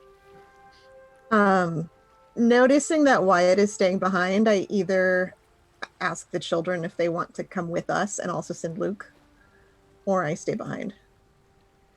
Do James and Elizabeth want to come? You can tell Elizabeth won't go near the forest. Okay. James seems very eager to help, so if anything, he jumps to attention and sort of follows Douglas and Lamorna. I will stay behind with Elizabeth. Okay. Just, And Douglas and Lamorna, are you heading off to the forest? You've got James with you. Would you take Luke with you as well? I mean, the more burly entities we have, the better, really. Okay. And you head off into the forest. Not into. No, but to the edge of the Yeah, forest. yeah. And the rest of you back at the ship, you can see Elizabeth has lit a fire. And she's just cooking up some food, probably like how Douglas showed her once before. It's very simple. You can tell this is coming towards the end, like the last of the rations you have. What are the rest of you doing? thank you, Elizabeth. She just sort of gives a smile and a nod as she's stirring the pot.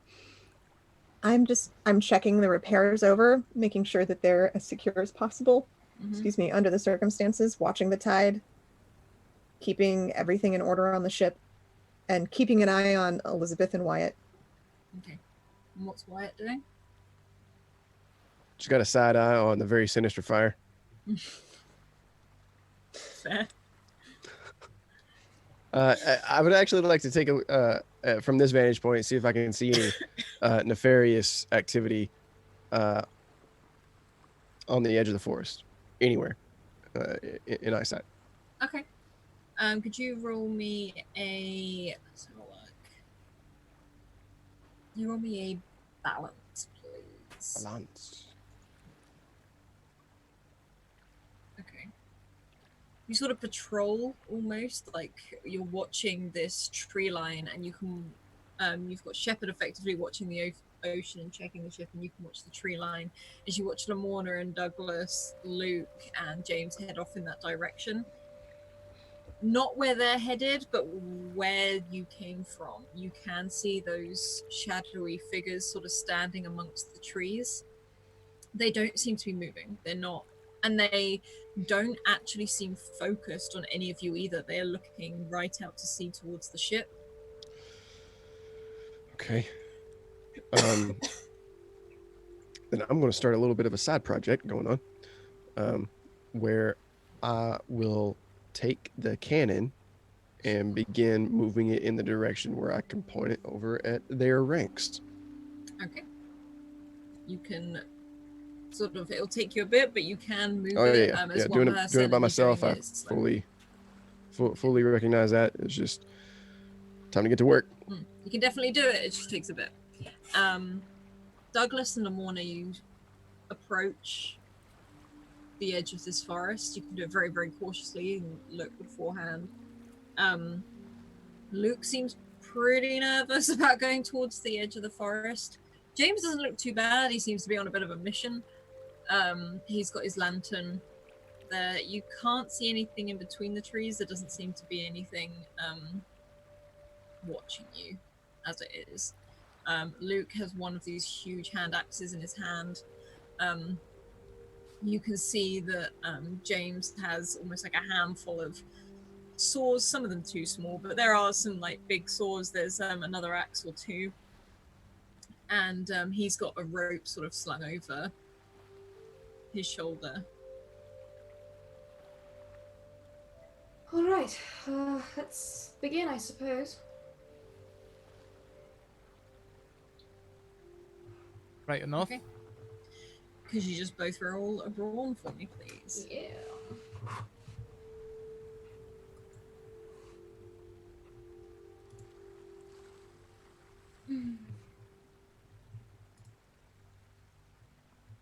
Okay.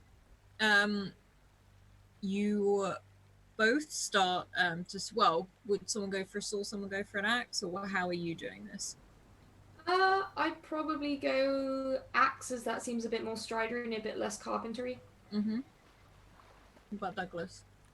Whatever's left, really. If there's an axe, I'll axe. If there's a saw, I'll saw. Okay. You both start sort of sawing and axing at these things, chopping. James, you can see, is making loops in this rope so that you can tie it round and drag these things back. They're almost very much like you did with the mast. And he holds up the lantern, and on those two rolls, you can feel like your axes get stuck in the trees. They sort of, it's taking a lot to get them out, and the saw is stuck. And could you both roll a beyond for me, please? Oh my goodness. Oh no. One step short of beyond. This is the dream team happening right now, dude. What is that? And you both sort of stand there, and James seems to be nattering away to you, both of you, to Luke. He's holding the lantern up, and as this lantern casts a very soft, little bit of light into the forest, further in by some more trees, but further in, not like super close to you or anything like that. The captain stands there.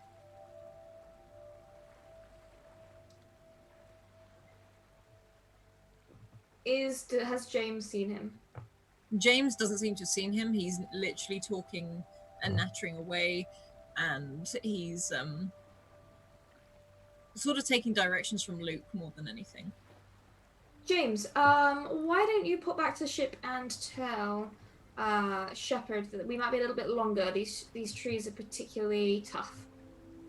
Oh, okay. And he sort of like shrugs off these ropes he's been working on. He leaves the lantern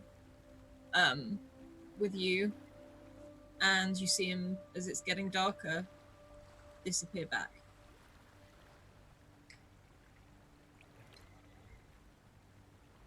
I kind of look to Douglas like, I we see it. just carry on as if we don't see him? We don't want him to touch us. If he starts coming this way, I suggest we have axes, so there's that. Hang on a minute, but what do you mean we don't want him to touch us? Well, that's... Someone did tell us about that, didn't they? Because we know what happened to Wyatt. How so? How do you mean? As What in, happened to Wyatt? we saw the... Wait, we a minute. saw the way Wyatt kind of spaced out when the dead person laid a hand on him. Oh, I see And what you started mean. like... I mean, we might not know that they drink your energy. But I swear, did Luke tell us that? Oh, yeah, I think he did, yeah. Yeah. Yeah. Well, Luke We has know- now taken over moving the ropes. He's not, like, in your hearing range, I will say. do we know that he's dead? You do. Luke told you that he saw the captain get taken by them. Aye.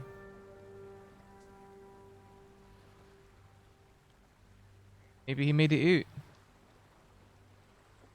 I mean, I thought it was too late. We've seen... I mean, we saw his coat being washed, and we've Aye. heard that he's been taken and is one of those creatures now. Alright. Don't you worry, Lamar, and I'll deal with this. Well, we might not need to deal with it unless he approaches us. I don't know if he's like an animal now, whether we just wait and see. Are you looking at us? He's directly watching what you're doing. Aye. Alright, nah, he's here. Let's sort this out. Come on. See if he'll talk to us. If he can. Oi! Knock off! You make Luke jump. Like he jumps, he's like, Jesus, what the heck is wrong with you? He's like, don't go shouting in the woods at night. They all know we're here now. What does he do? Does he react? He doesn't move at all. What? He's sort of like that. Whereas Luke, however, is just like, what is wrong with you, man? Well, Do you have to always go shouting into the woods in the dark? Get it fair. You don't even know what could be in there. I mean, better shouting than shooting. It's the same thing here. Well, no. Shouting might offend someone less than putting a bullet in them. Either way, something's gonna hear you. Well, something has, and I'll indicate the captain. And Luke looks at it, and you see Luke go white. Not such a bully boy now, are you? Look, stop arguing, you two, please. Like, I will fight you. Like, as he sort of moves, like Luke stands up, almost forgetting the captain's there. But he's like, "How do we even know it's him?" Well, we Go on, get! even if it is, I thought you told us that he's basically a corpse now. I don't know what's on this island. And would you stop shouting at him? He's not a dog. His name was Alexander, right? Yes, correct. Alexander, can you speak to us? Can you understand us? And this figure just stands and looks at you. I don't like this at all. Just keep working. If he changes, if anything changes, then we'll leave. But we need to get that ship out. Someone should keep an eye on him. I don't like the idea of someone being creeped up on me in the out of the forest. You're just fidgeting with ropes, so maybe if you could watch him while we chop. Fidgeting with ropes, is that what you call it? You can feel that Luke is getting like really intense with the rest of you. He's like, Just calm your Fine. temper down and just help us out, would you? my temper. No. And I guess it's a Scottish and Irishman that are just. You want to yell about my temper? There's you yelling into the feckin' Look, forest. I will send one of you back. I don't care which one it is. If you don't shut up. Fine, Thank but he you. started it. Oh my goodness. Let's just keep trying to get these logs down to the ship, and then we can get out of here.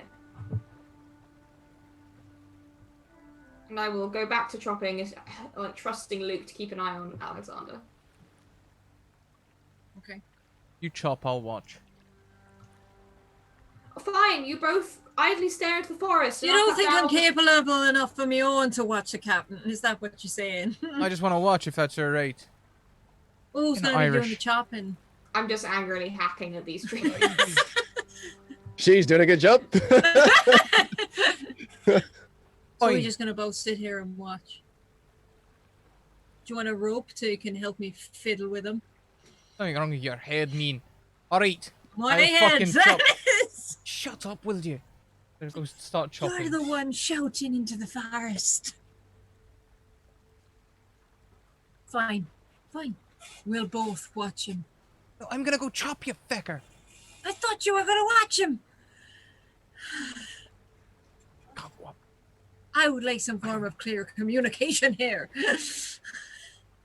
Did you fucking steam? This wasn't meant to be that hard of an operation. Two chop, one watch. Look, let's try not to kill each other. This is before why something else this is does. clearly why we need a captain. Should have had James back. I didn't want James to see his uncle and react poorly. Not hard. Between you and me, I think you probably react far more like an adult than this one. Get given a job, you do it. Tell you what, he's gonna get fucking nothing I'm good for his really dinner in the trying, next few which is minutes. why you're supposed to be chopping. It's almost like a mumble and grumble as I'm guessing these two. Not they sort of.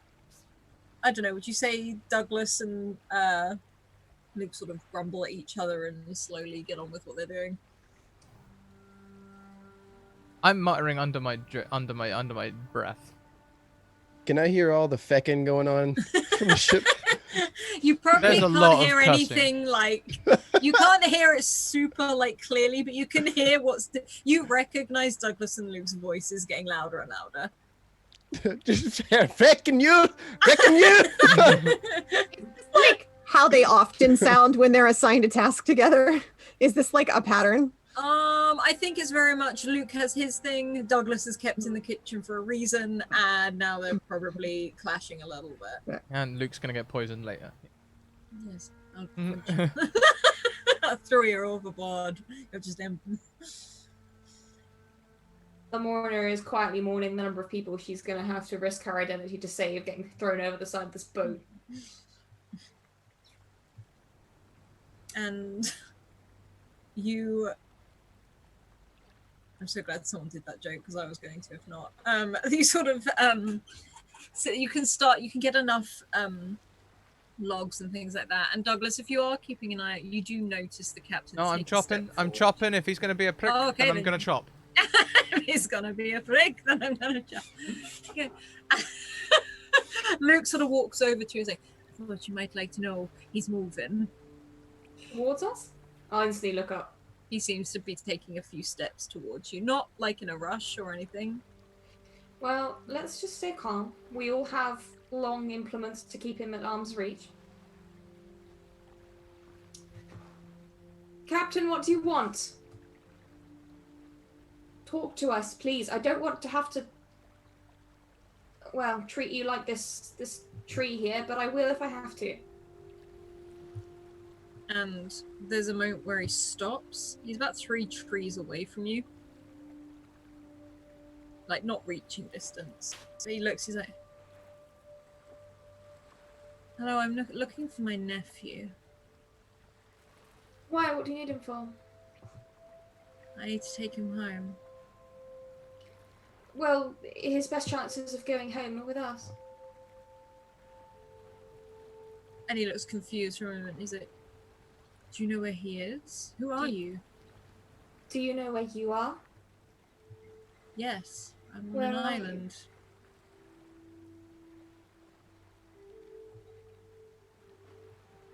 You don't understand. His mother will be worried.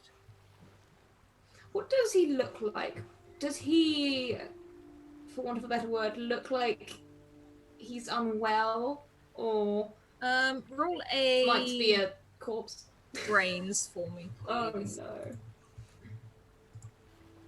No, I didn't think so. Not the way it's He going doesn't. today. He doesn't look dead or anything like that. If anything, the way you're looking at it is, he looks normal, but just maybe slightly wilder in the eyes. Your nephew, I thought I saw him go into the woods. And he looks back behind him into the woods, but I've just come from there. I've been Well- looking for a long time, They're very large woods. and I've been looking for a very long time. Did you find the door to the cathedral? He might have gone in there.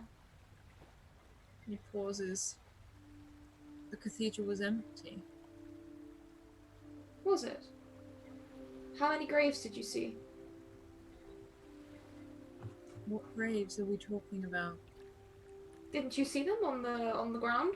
And I'm gonna motion to the other two to just carry on hacking because we need to get these logs and get out of Dodge.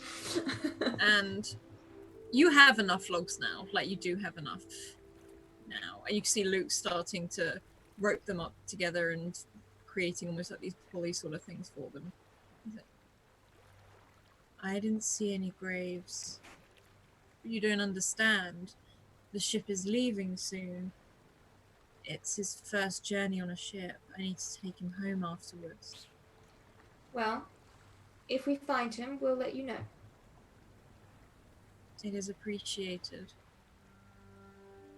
And he walks forward, past you, and out of the woods, and starts walking through the sand dunes. Not down onto the beach, but like along the beach, like the sand dunes.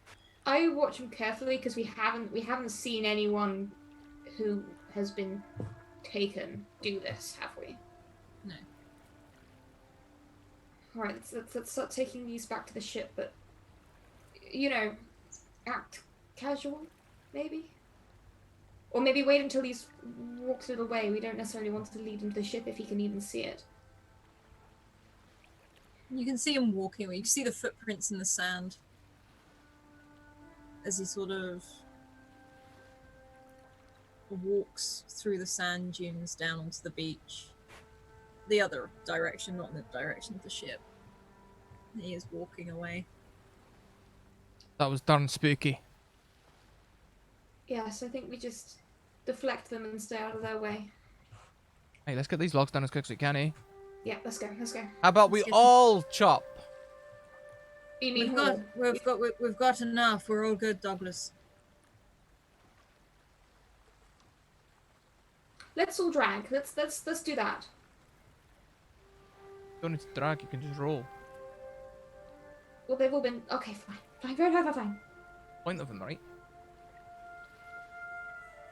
I mean, yes, but we did lash some together to make it easy to do them all at the same time. Hey, but even logs lashed together are still circular. We can still roll them. Okay. Fine. Either way, I'd like to get away from the fires now. Let's do whatever is most efficient. Come on, let's go. Alright. And Luke starts rolling these logs down the beach. We'll follow up. Okay. You look towards the shoreline, and right now it looks like maybe the tide has gone a little bit too far out, so that you might have to wait till morning. But as you return down to the camp, you can see a fire lit. You can see Elizabeth sort of potting up sort of these bowls of almost like a stew. You can tell that she's tried to copy you, Douglas, for sure, except there is no like spices or herbs or anything in it, but she's tried to copy. Where was Shepard? You were keeping an eye out by the ship. And Wyatt, you've maneuvered this cannon, but you can see the others coming back as these huge logs come rolling down the side of the sand dunes. Uh-huh. Okay. And are you making the cannon obvious being pointed, or are you trying to... I ain't trying to hide it or anything. Okay. How quickly can I load it? It probably wouldn't take much longer than like 5 minutes or so. Okay. I'll take about 5 minutes and I'll do that. Okay. And as you arrive, the rest of you, Luke looks very happy as he's got a bowl put into his hand with the stew. Shepard and Wyatt, you'll give him one. Wyatt is more that she puts it down near you and sort of backs away. And Douglas, she hands it to you and seems a little bit shaky, more out of like looking up at you with a smile to see if you like it rather than anything else.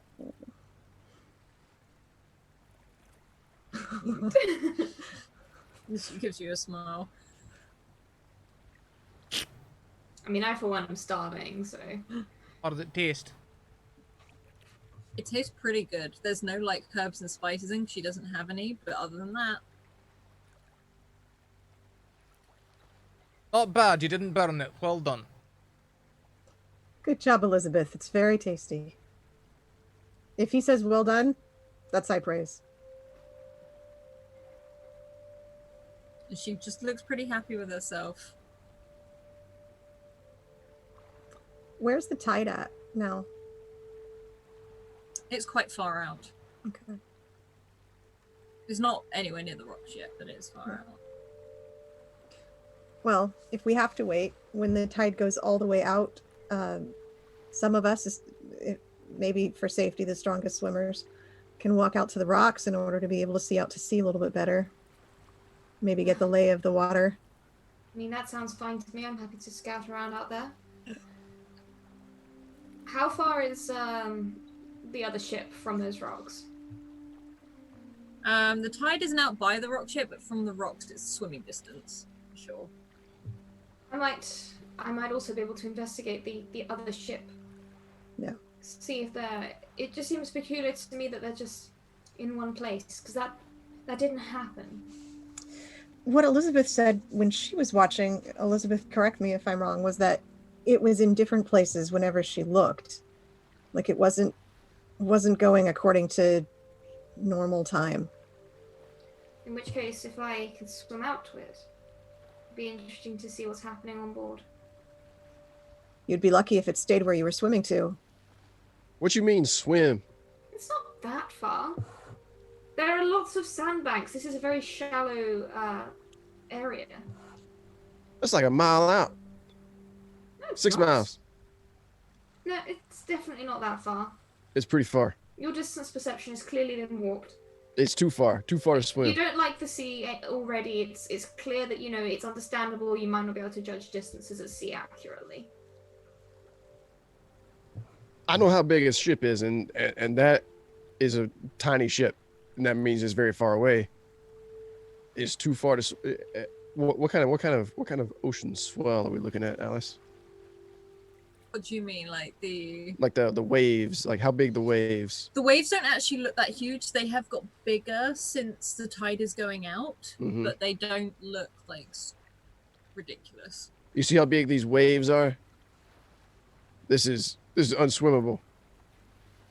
For that distance, anyway. Maybe for a cowboy, but we'll see. We'll If see what the Lamorna's- tide's doing. If Lamorna says she could swim it, I trust that she can. She knows what she's doing. When the tide's gone out far enough for us to walk out to those rocks, we'll judge from there. Maybe if it is moving without any explanation, it might move a little bit closer. You never know. Let's just eat this delicious stew for now. Just know that if you get into trouble, I can't come help you. I understand. Between Douglas and I, who's the stronger swimmer? Or Luke? Luke Douglas. is a strong swimmer, but it would probably be equal to Douglas.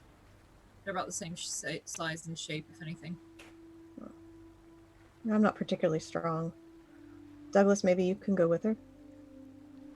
Aye, if you like. Or we send Luke? No, I can go. Let's Right. not send those two to the same place in any particular situation. Aye, let's not. He's a damn prick.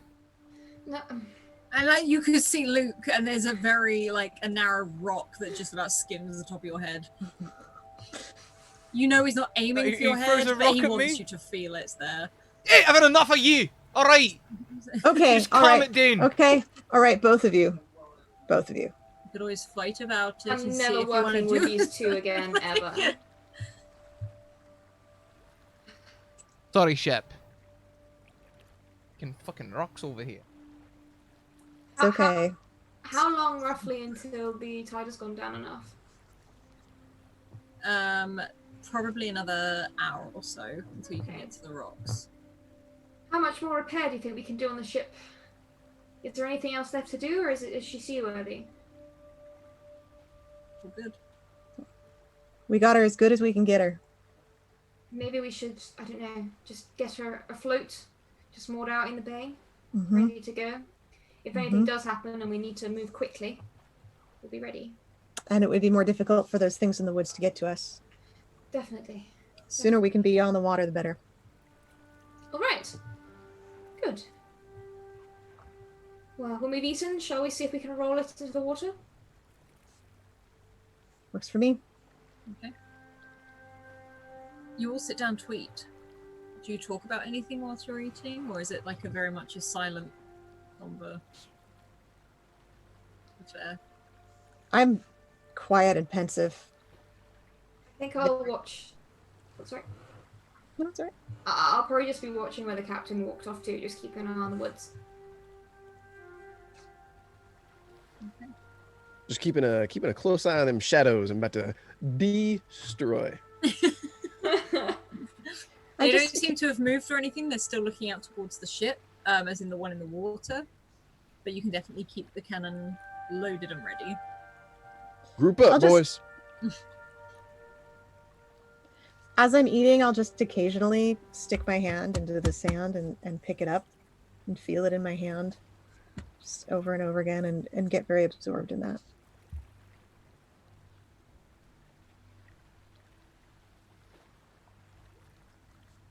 And wait. You will sit for a bit until it seems to be about right when the tide is getting closer and closer to those rocks. It looks to be maybe 10-15 minutes out, and you can start to roll the ship on the logs. I will need you all to roll a brawn, more that to guide it and make sure it doesn't crash into anything. Oh no, we're doomed, guys. This is not a good day for that. Okay. Shepard, if anything, you feel tired more than anything. You've been up for so long. You do manage to help push, but the guiding, you feel almost like you have no control whatsoever. Yeah. However, Douglas and particularly Wyatt sort of managed to stand on one side themselves and push to just avoid the rocks and some of the lower sandbanks that Lamorna calls out as you sort of go through, and you can hear that trundle, that almost rumble of the wood as the ship rolls down the side of the beach and hits that water with the splash, and you can feel the water sort of all hit you as it goes in. We would have. And- Sorry, go on. Sorry, just in case, like, this is. We would have put James and Elizabeth on the ship. Oh yeah, no, I'm not going to be like. Before we did that. Bye. No, you can definitely. They'll be on board. If anything, you can see that they're starting to unfurl sails, get everything ready for Fanitel, bless you. And there's this moment where you see, as much as she looks battered, the Cutwall sort of is in the sea again, bobbing where it is. You can see the tide is very slowly dragging it across the soft sand, heading out.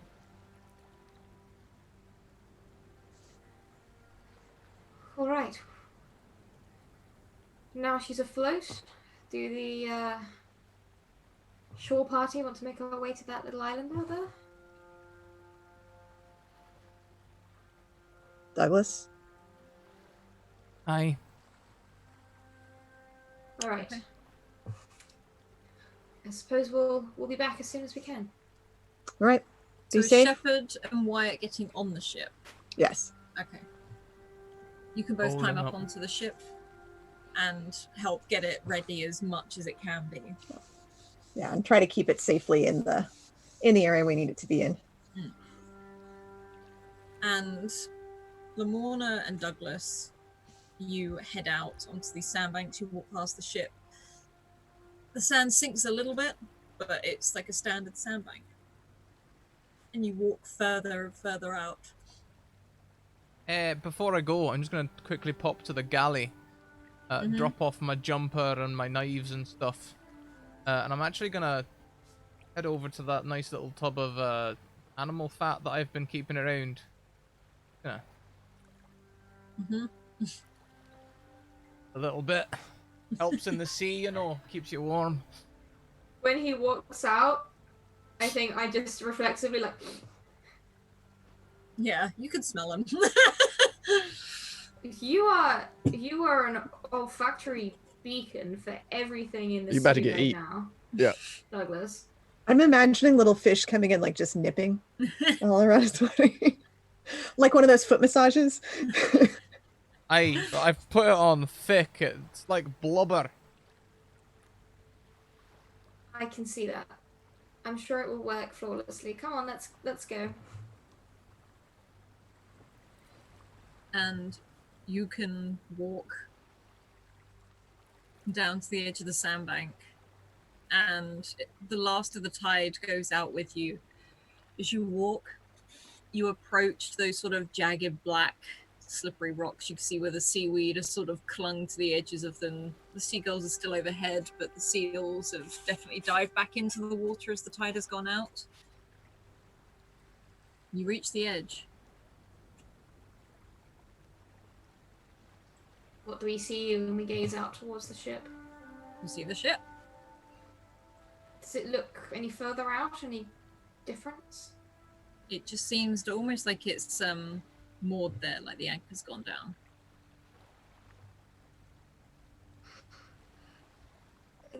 Douglas, at no point on our journey here, since we left Perranporth, we never dropped anchor and just waited somewhere, did we?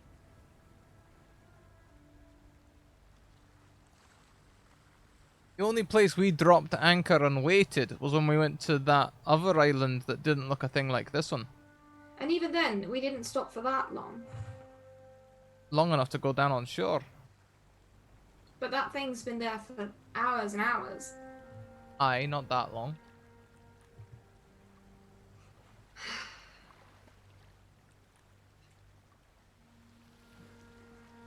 It's almost close enough. I want to know what's going on up there. Or whether it would destroy the illusion if we will get close enough to see what was actually happening. Whether it really is just meant to make us... I don't know. If it's one of those things the island has created to make us do something or make us act a certain way. Like with all those people. Yeah, I mean, we're not gonna know until we know.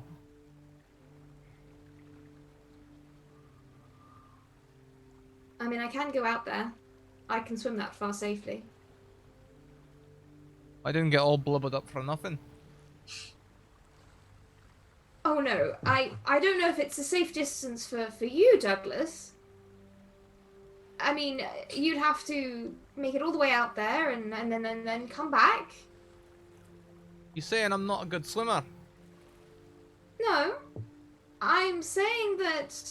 Well, it's very cold, and that bacon grease isn't going to, stay on you. And I mean, Shepard saw something strange with sharp teeth in the water. I'm sure it would smell you from a mile away. Aye. I'll have a sad day if it finds me, let me tell you. You're not going to change your mind on this, are you? Nope. Alright, just don't go beyond your means, and if you start feeling tired, head back, alright? Come on, let's go. I think, slightly still bewildered, Lamorna will follow him into the water and just swim as she is for now. Cursing Could a little you bit. both roll a brawn, please? You can both roll with advantage on this, because it's Okay. something you would be used to. Thank you for the advantage. Oh my goodness, just oh my as well. giddy, aren't you two? Okay, no, that one's better. Okay. Describe how both of you swim fairly comfortably. It's more that the cold hits you as soon as you both stand in the water. That cold hits you. And you can feel the tide is sort of dragging you out a little bit as you go. So it's not so much that it's not easy, it's trying to keep your breath steady as you swim out. I mean, Lamorna is definitely a little bit grumpy for an indiscernible reason, I'm sure. Because this just makes everything so much more difficult, and it doesn't need to be. Could have given you some animal fat if you'd asked for it. But I imagine she probably swims in a bit of a strange way, probably, because she probably swims in a way that's more like how she would swim in her other body. So not like a normal kind of swimming stroke that you get taught when you're a kid, probably. And you both start to swim out towards this ship. And I need you to make one more brawn check just to see. And again, you can roll with Thank goodness. advantage on this one as it's getting colder and colder. Ah, no. Oh, yay! Okay. Douglas, you are getting... The cold is getting to you despite the fact you can feel the cramp sort of in your chest and in your shoulders, and you can feel yourself dipping beneath the surface, just dipping beneath the surface as you get colder and colder. As you can see the ship now, it's in sight. And Lamorna, you're just keeping it steady, but you can see Douglas struggling a little bit. Douglas, you should go back. Do I think it is going back just as far as going forward? It's, if anything, it's further right now. Your stubbornness will be the death of you. You angrily swim. I angrily try and see if there's anything I can do to prop him up or just help a little bit. Look after yourself. Look after yourself here. I'm not going to come back and explain that you drowned covered in bacon grease. Then stop messing about and start swimming. Are you doing backstroke, Douglas? Oh, how else do you talk in the water? I mean, you could do every other word if you're doing breaststroke. And you can swim. I just keep an eye on him as we carry on. You both swim and you reach the ship. You can see the head of Minerva sort of attached very proudly. You can see the lanterns being lit. And you hear the footsteps running around on deck as the lanterns get lit. And Shepard and Wyatt, what are you both doing on the ship as you're sort of waiting? You can see them from takeoff from the rocks. I just, because we patched the ship together, I'm continuing to check all of the potential weak points, just monitoring everything, trying to make sure everything stays. I feel like I would really be absorbed in just making sure that the ship was seaworthy and stayed afloat and stayed where it needed to be, because we don't have much crew either. So that's what I would be doing. How are the shadows doing? The shadows again are unmoving. However, if you're keeping a tight look on that tree line, yeah, you can see the captain way down the beach, walking. Walking down the beach? Not towards you, but he seems to be at the other end of the beach and sort of wandering aimlessly. Okay. And the general stance that these shadows have, are they? It seemed like they were watching the ship by the last description. Are they still doing that? It would seem, or some of them are. At first, you seem it looks like that, and then you can notice that every now and then one of them looks towards the captain. Right. Okay. And none of them are looking at us. None of them are looking at you. It's almost like their attention is drawn by something else. Right. Drawn.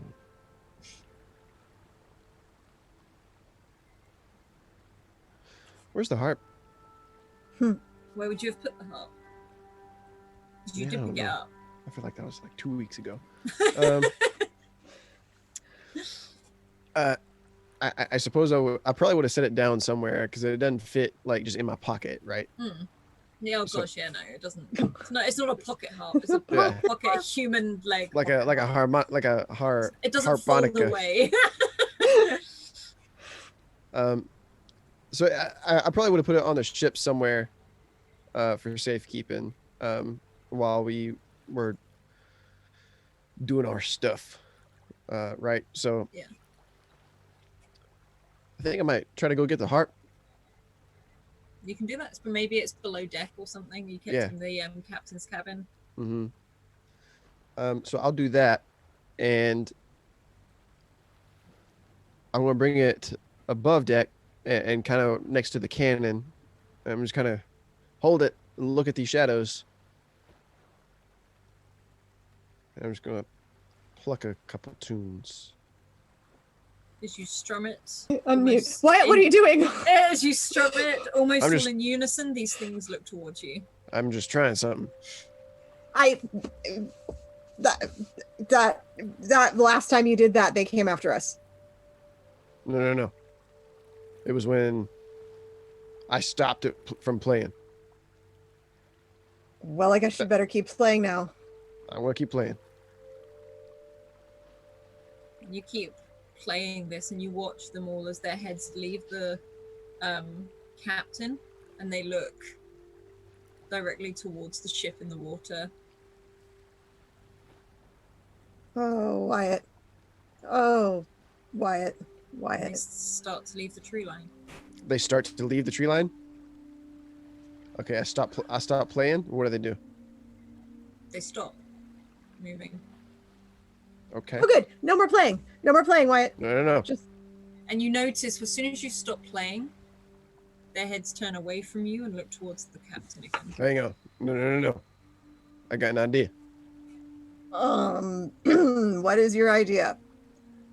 I'm just going to bunch them up, right? I'm going to draw them a little bit closer, bunch them up. Then I'm going to pull the trigger on this cannon. How much closer? I don't know about how close are they. You're muted. I'm muted. You would need them to walk maybe another 30, 40 foot yet. Easy. Yeah, that's not bad. All right. I'm not sure how many you'd get, but all right. Well, I'll fire once and then I'll load her up and do it again if I need to. If they're Are just you going going to keep playing the harp while you're shooting the cannon? Well, no. I play the harp to draw them closer and then I stop. And then shoot the cannon. Blast a cannon, right? Mhm. And and just watch them get knocked down like some futuristic bowling pin game, and Strange thing. Yeah. they would just rinse and repeat. If it helps, Skittles was a thing then. Bowling was a thing. 10 pen? Skittles was, yeah. I'm just going to assume that dominoes existed. I think go down like dominoes. Dominoes existed. Dominoes existed Like a house of cards. There you go. All of those things, like all of those things at once. Like a stack of chips. And we're just gonna go back and forth on like metaphors. All right, I actually think this is a good plan. All right, I'm gonna lead Okay. these shadows closer. You start to play again, and they start to move. And you can see James comes forward to hold a lamp up whilst you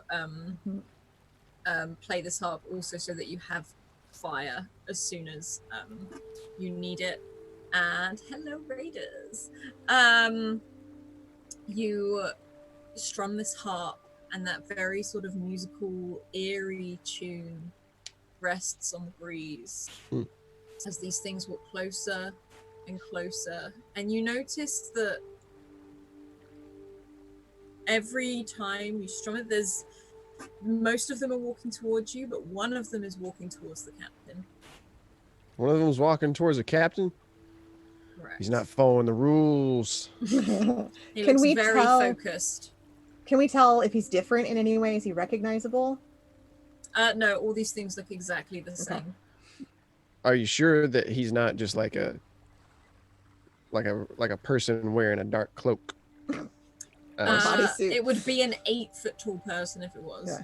An 8-foot. These are all Slendermans, is what you're telling me? I mean, I don't really know enough about Slender Man, but yeah, why not? Okay. All right, it's time to blast these Slender boys out. And okay, I forgot that it was like an igniting a fuse to make the cannon go. I imagine like a pull cord, like Bugs Bunny. No, this is a light, and it goes down. Yeah. Okay. I Okay. fire the cannon. Okay. Roll a brawn for me, just to see how Brawn. it goes off. Brawn. Okay. As you play this harp, you lure them into this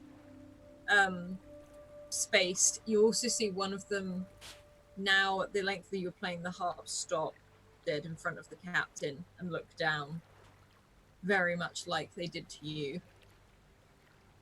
And that cannon goes off.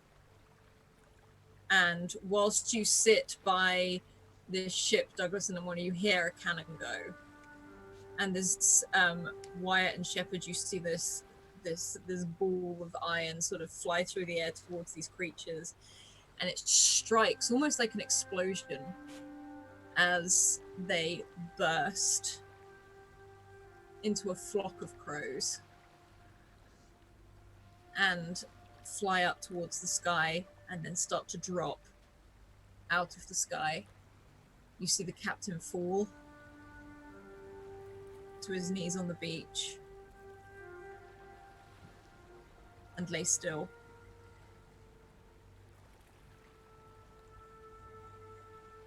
What are the rest of them doing? The non-crows. They all disperse into crows. They all do? They all just sort of suddenly become this flurry of this flock of crows that go up into the air, and then they start to drop out of the sky and they litter the beach.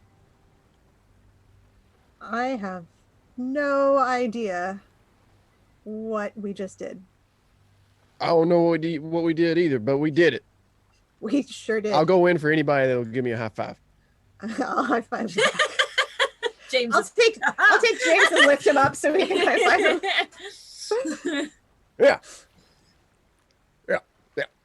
We killed a lot of birds. We did it. And you look and you see these birds litter the beach, almost like little black spots over this sand. How And far the is the captain lays there, face down in the sand. How far is the ship from the shore? A couple of meters, not too Oh. far. You're literally in the shallows. Okay. Well, wait. Did you say a couple of meters or a couple of 100 meters? A couple of meters. It's literally in the shallows. You can Right, feel it being okay. drawn out as you're going, so it's moving. It's not like it's. So if I just jump out, like- I'll still be like, you can, knee yeah, to no, waist yeah, deep. you'll All right. literally be at your knees, if not. Okay. Well, at most waist deep. right. All right. Before the ship gets too far out, I think I'm going to go try to get him. All right. The The captain. captain? The captain. Are we sure that's actually the captain? He didn't turn into a crow. This is a good point. All right. I think I should stay with the ship. Yeah. Toss Are me you a rope going to when I be get back. okay? Can you get through the water to get to him? I'll make it, All right. and I'll yeet myself over the. Yeah. And you, Shepard, you hear a splash as Wyatt hits the water, and Wyatt, it comes up to your hips, and you wade through towards the beach. And Douglas and Lamorna, you've heard this cannon go off, and the most you can do is hear a flock of crows pour out.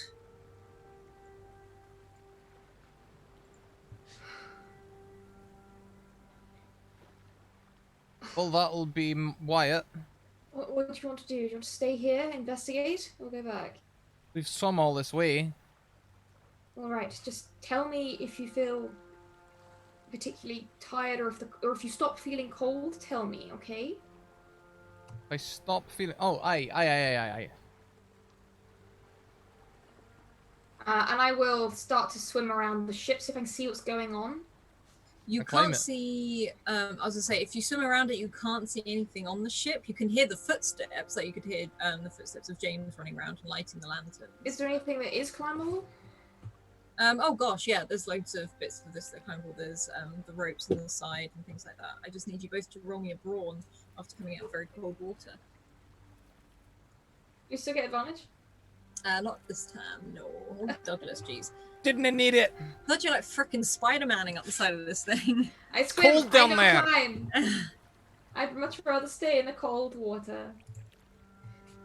Every finger's a fish hook meat. And you, Douglas, you get up there very, very quickly. Would you stop to help Lamorna up at the end? Because Lamorna is struggling to get up the side. I'd make sure all the monitors out of the water. I've been very worried about me. I don't quite understand why. Big burly bloke against this wee one, but we'll help her out. But you manage to pull yourself up on deck, and you stand up here on an empty deck. You hear the footsteps running around, lighting the lamps, but you don't see anything. But the captain stands by the helm. Oh, this doesn't help. You can see the captain. The captain stands there. He's got the telescope out and he's looking. Alexander? There is no response. And you notice the ship doesn't rock in the sea. And again, you hear footsteps run past you. And one of the lantern's lights.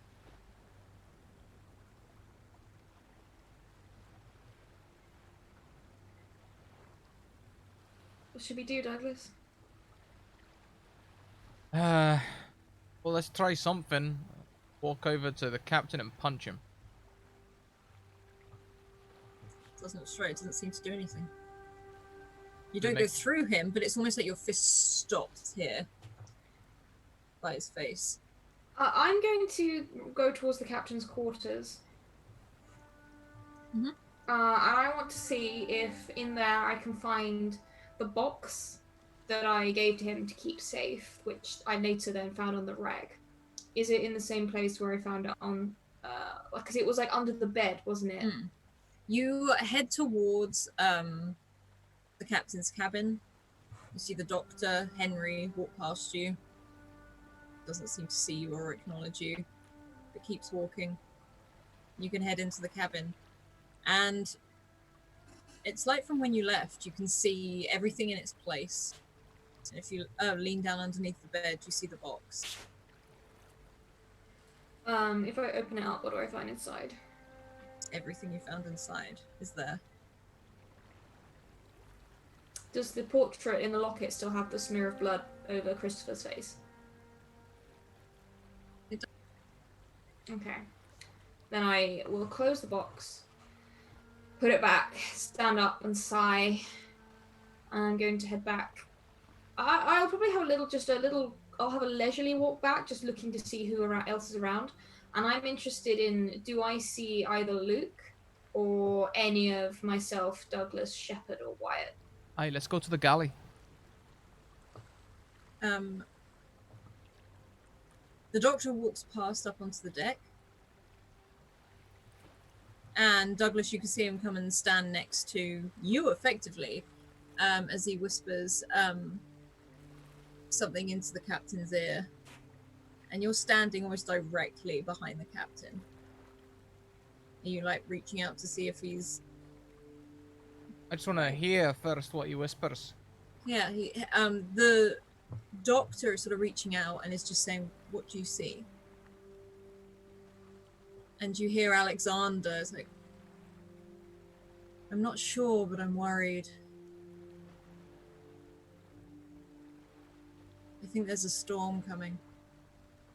Right, I'm gonna grab Henry and shake him. You grab and shake Henry and he doesn't seem to react. He definitely moves. And he stops and he looks around. He goes, "Excuse me, Captain, I'm not feeling so well. Bit seasick." I can interact with this one. I'm gonna go right up to his ear and be like, "Can you hear me, laddie?" And as you sort of scream that, the captain sort of looks to the side. You can hear me too.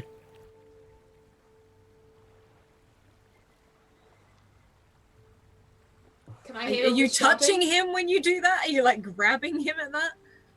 Captain. Yeah. You can hear. Like you grabbing his like arm, Well, his shoulder, at this point, his I head, want to it's make like... a ruckus. Why not? Yes, I'm gonna put my finger right in his cheek there. Do I hear all of this madness? You hear some form of commotion up on deck, but Douglas, you sort of reach towards the captain. You're poking him in the side of the face. You see him scratch. And then you put a hand on his shoulder and he looks.